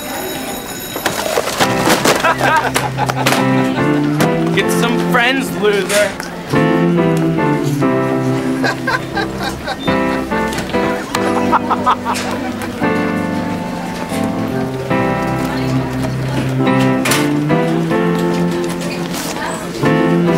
Bro, you alright, man?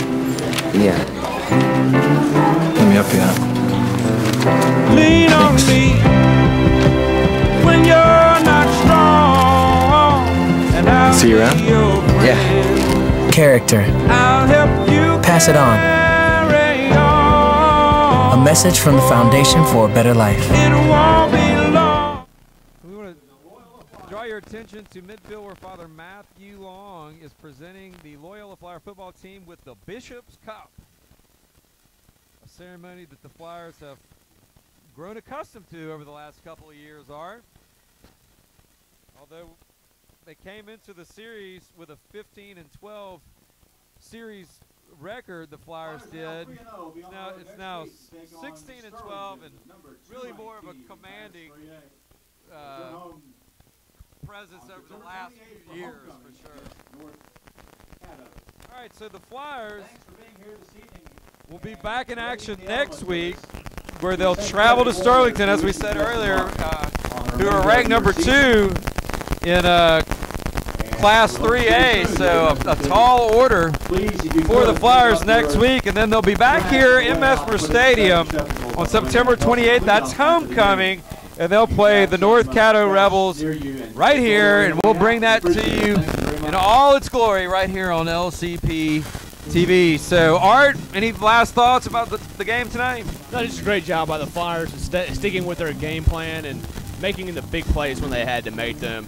Hats off to Jacob Allen and John Williams for really carrying the load offensively and really allowing the Flyers to pull away with a huge victory tonight here at Mesmer Stadium. It was big play offense tonight for sure for the Flyers. I believe we have 4 one-play drives, if I remember correctly. So the Flyers do a great job of chunk yardage. Their defense is able to hold on and keep St. Frederick's from cashing in the red zone on several attempts. So the Flyers did a fantastic job there. So for Art Carmody, the entire media arts class, Mason Deese, and Dalton Heiss. I'm David Winkler. Thanks for watching tonight. Your final score one more time, Flyers 41, St. Frederick's 23. You've been watching Flyer football on LCP TV. Good night, everybody.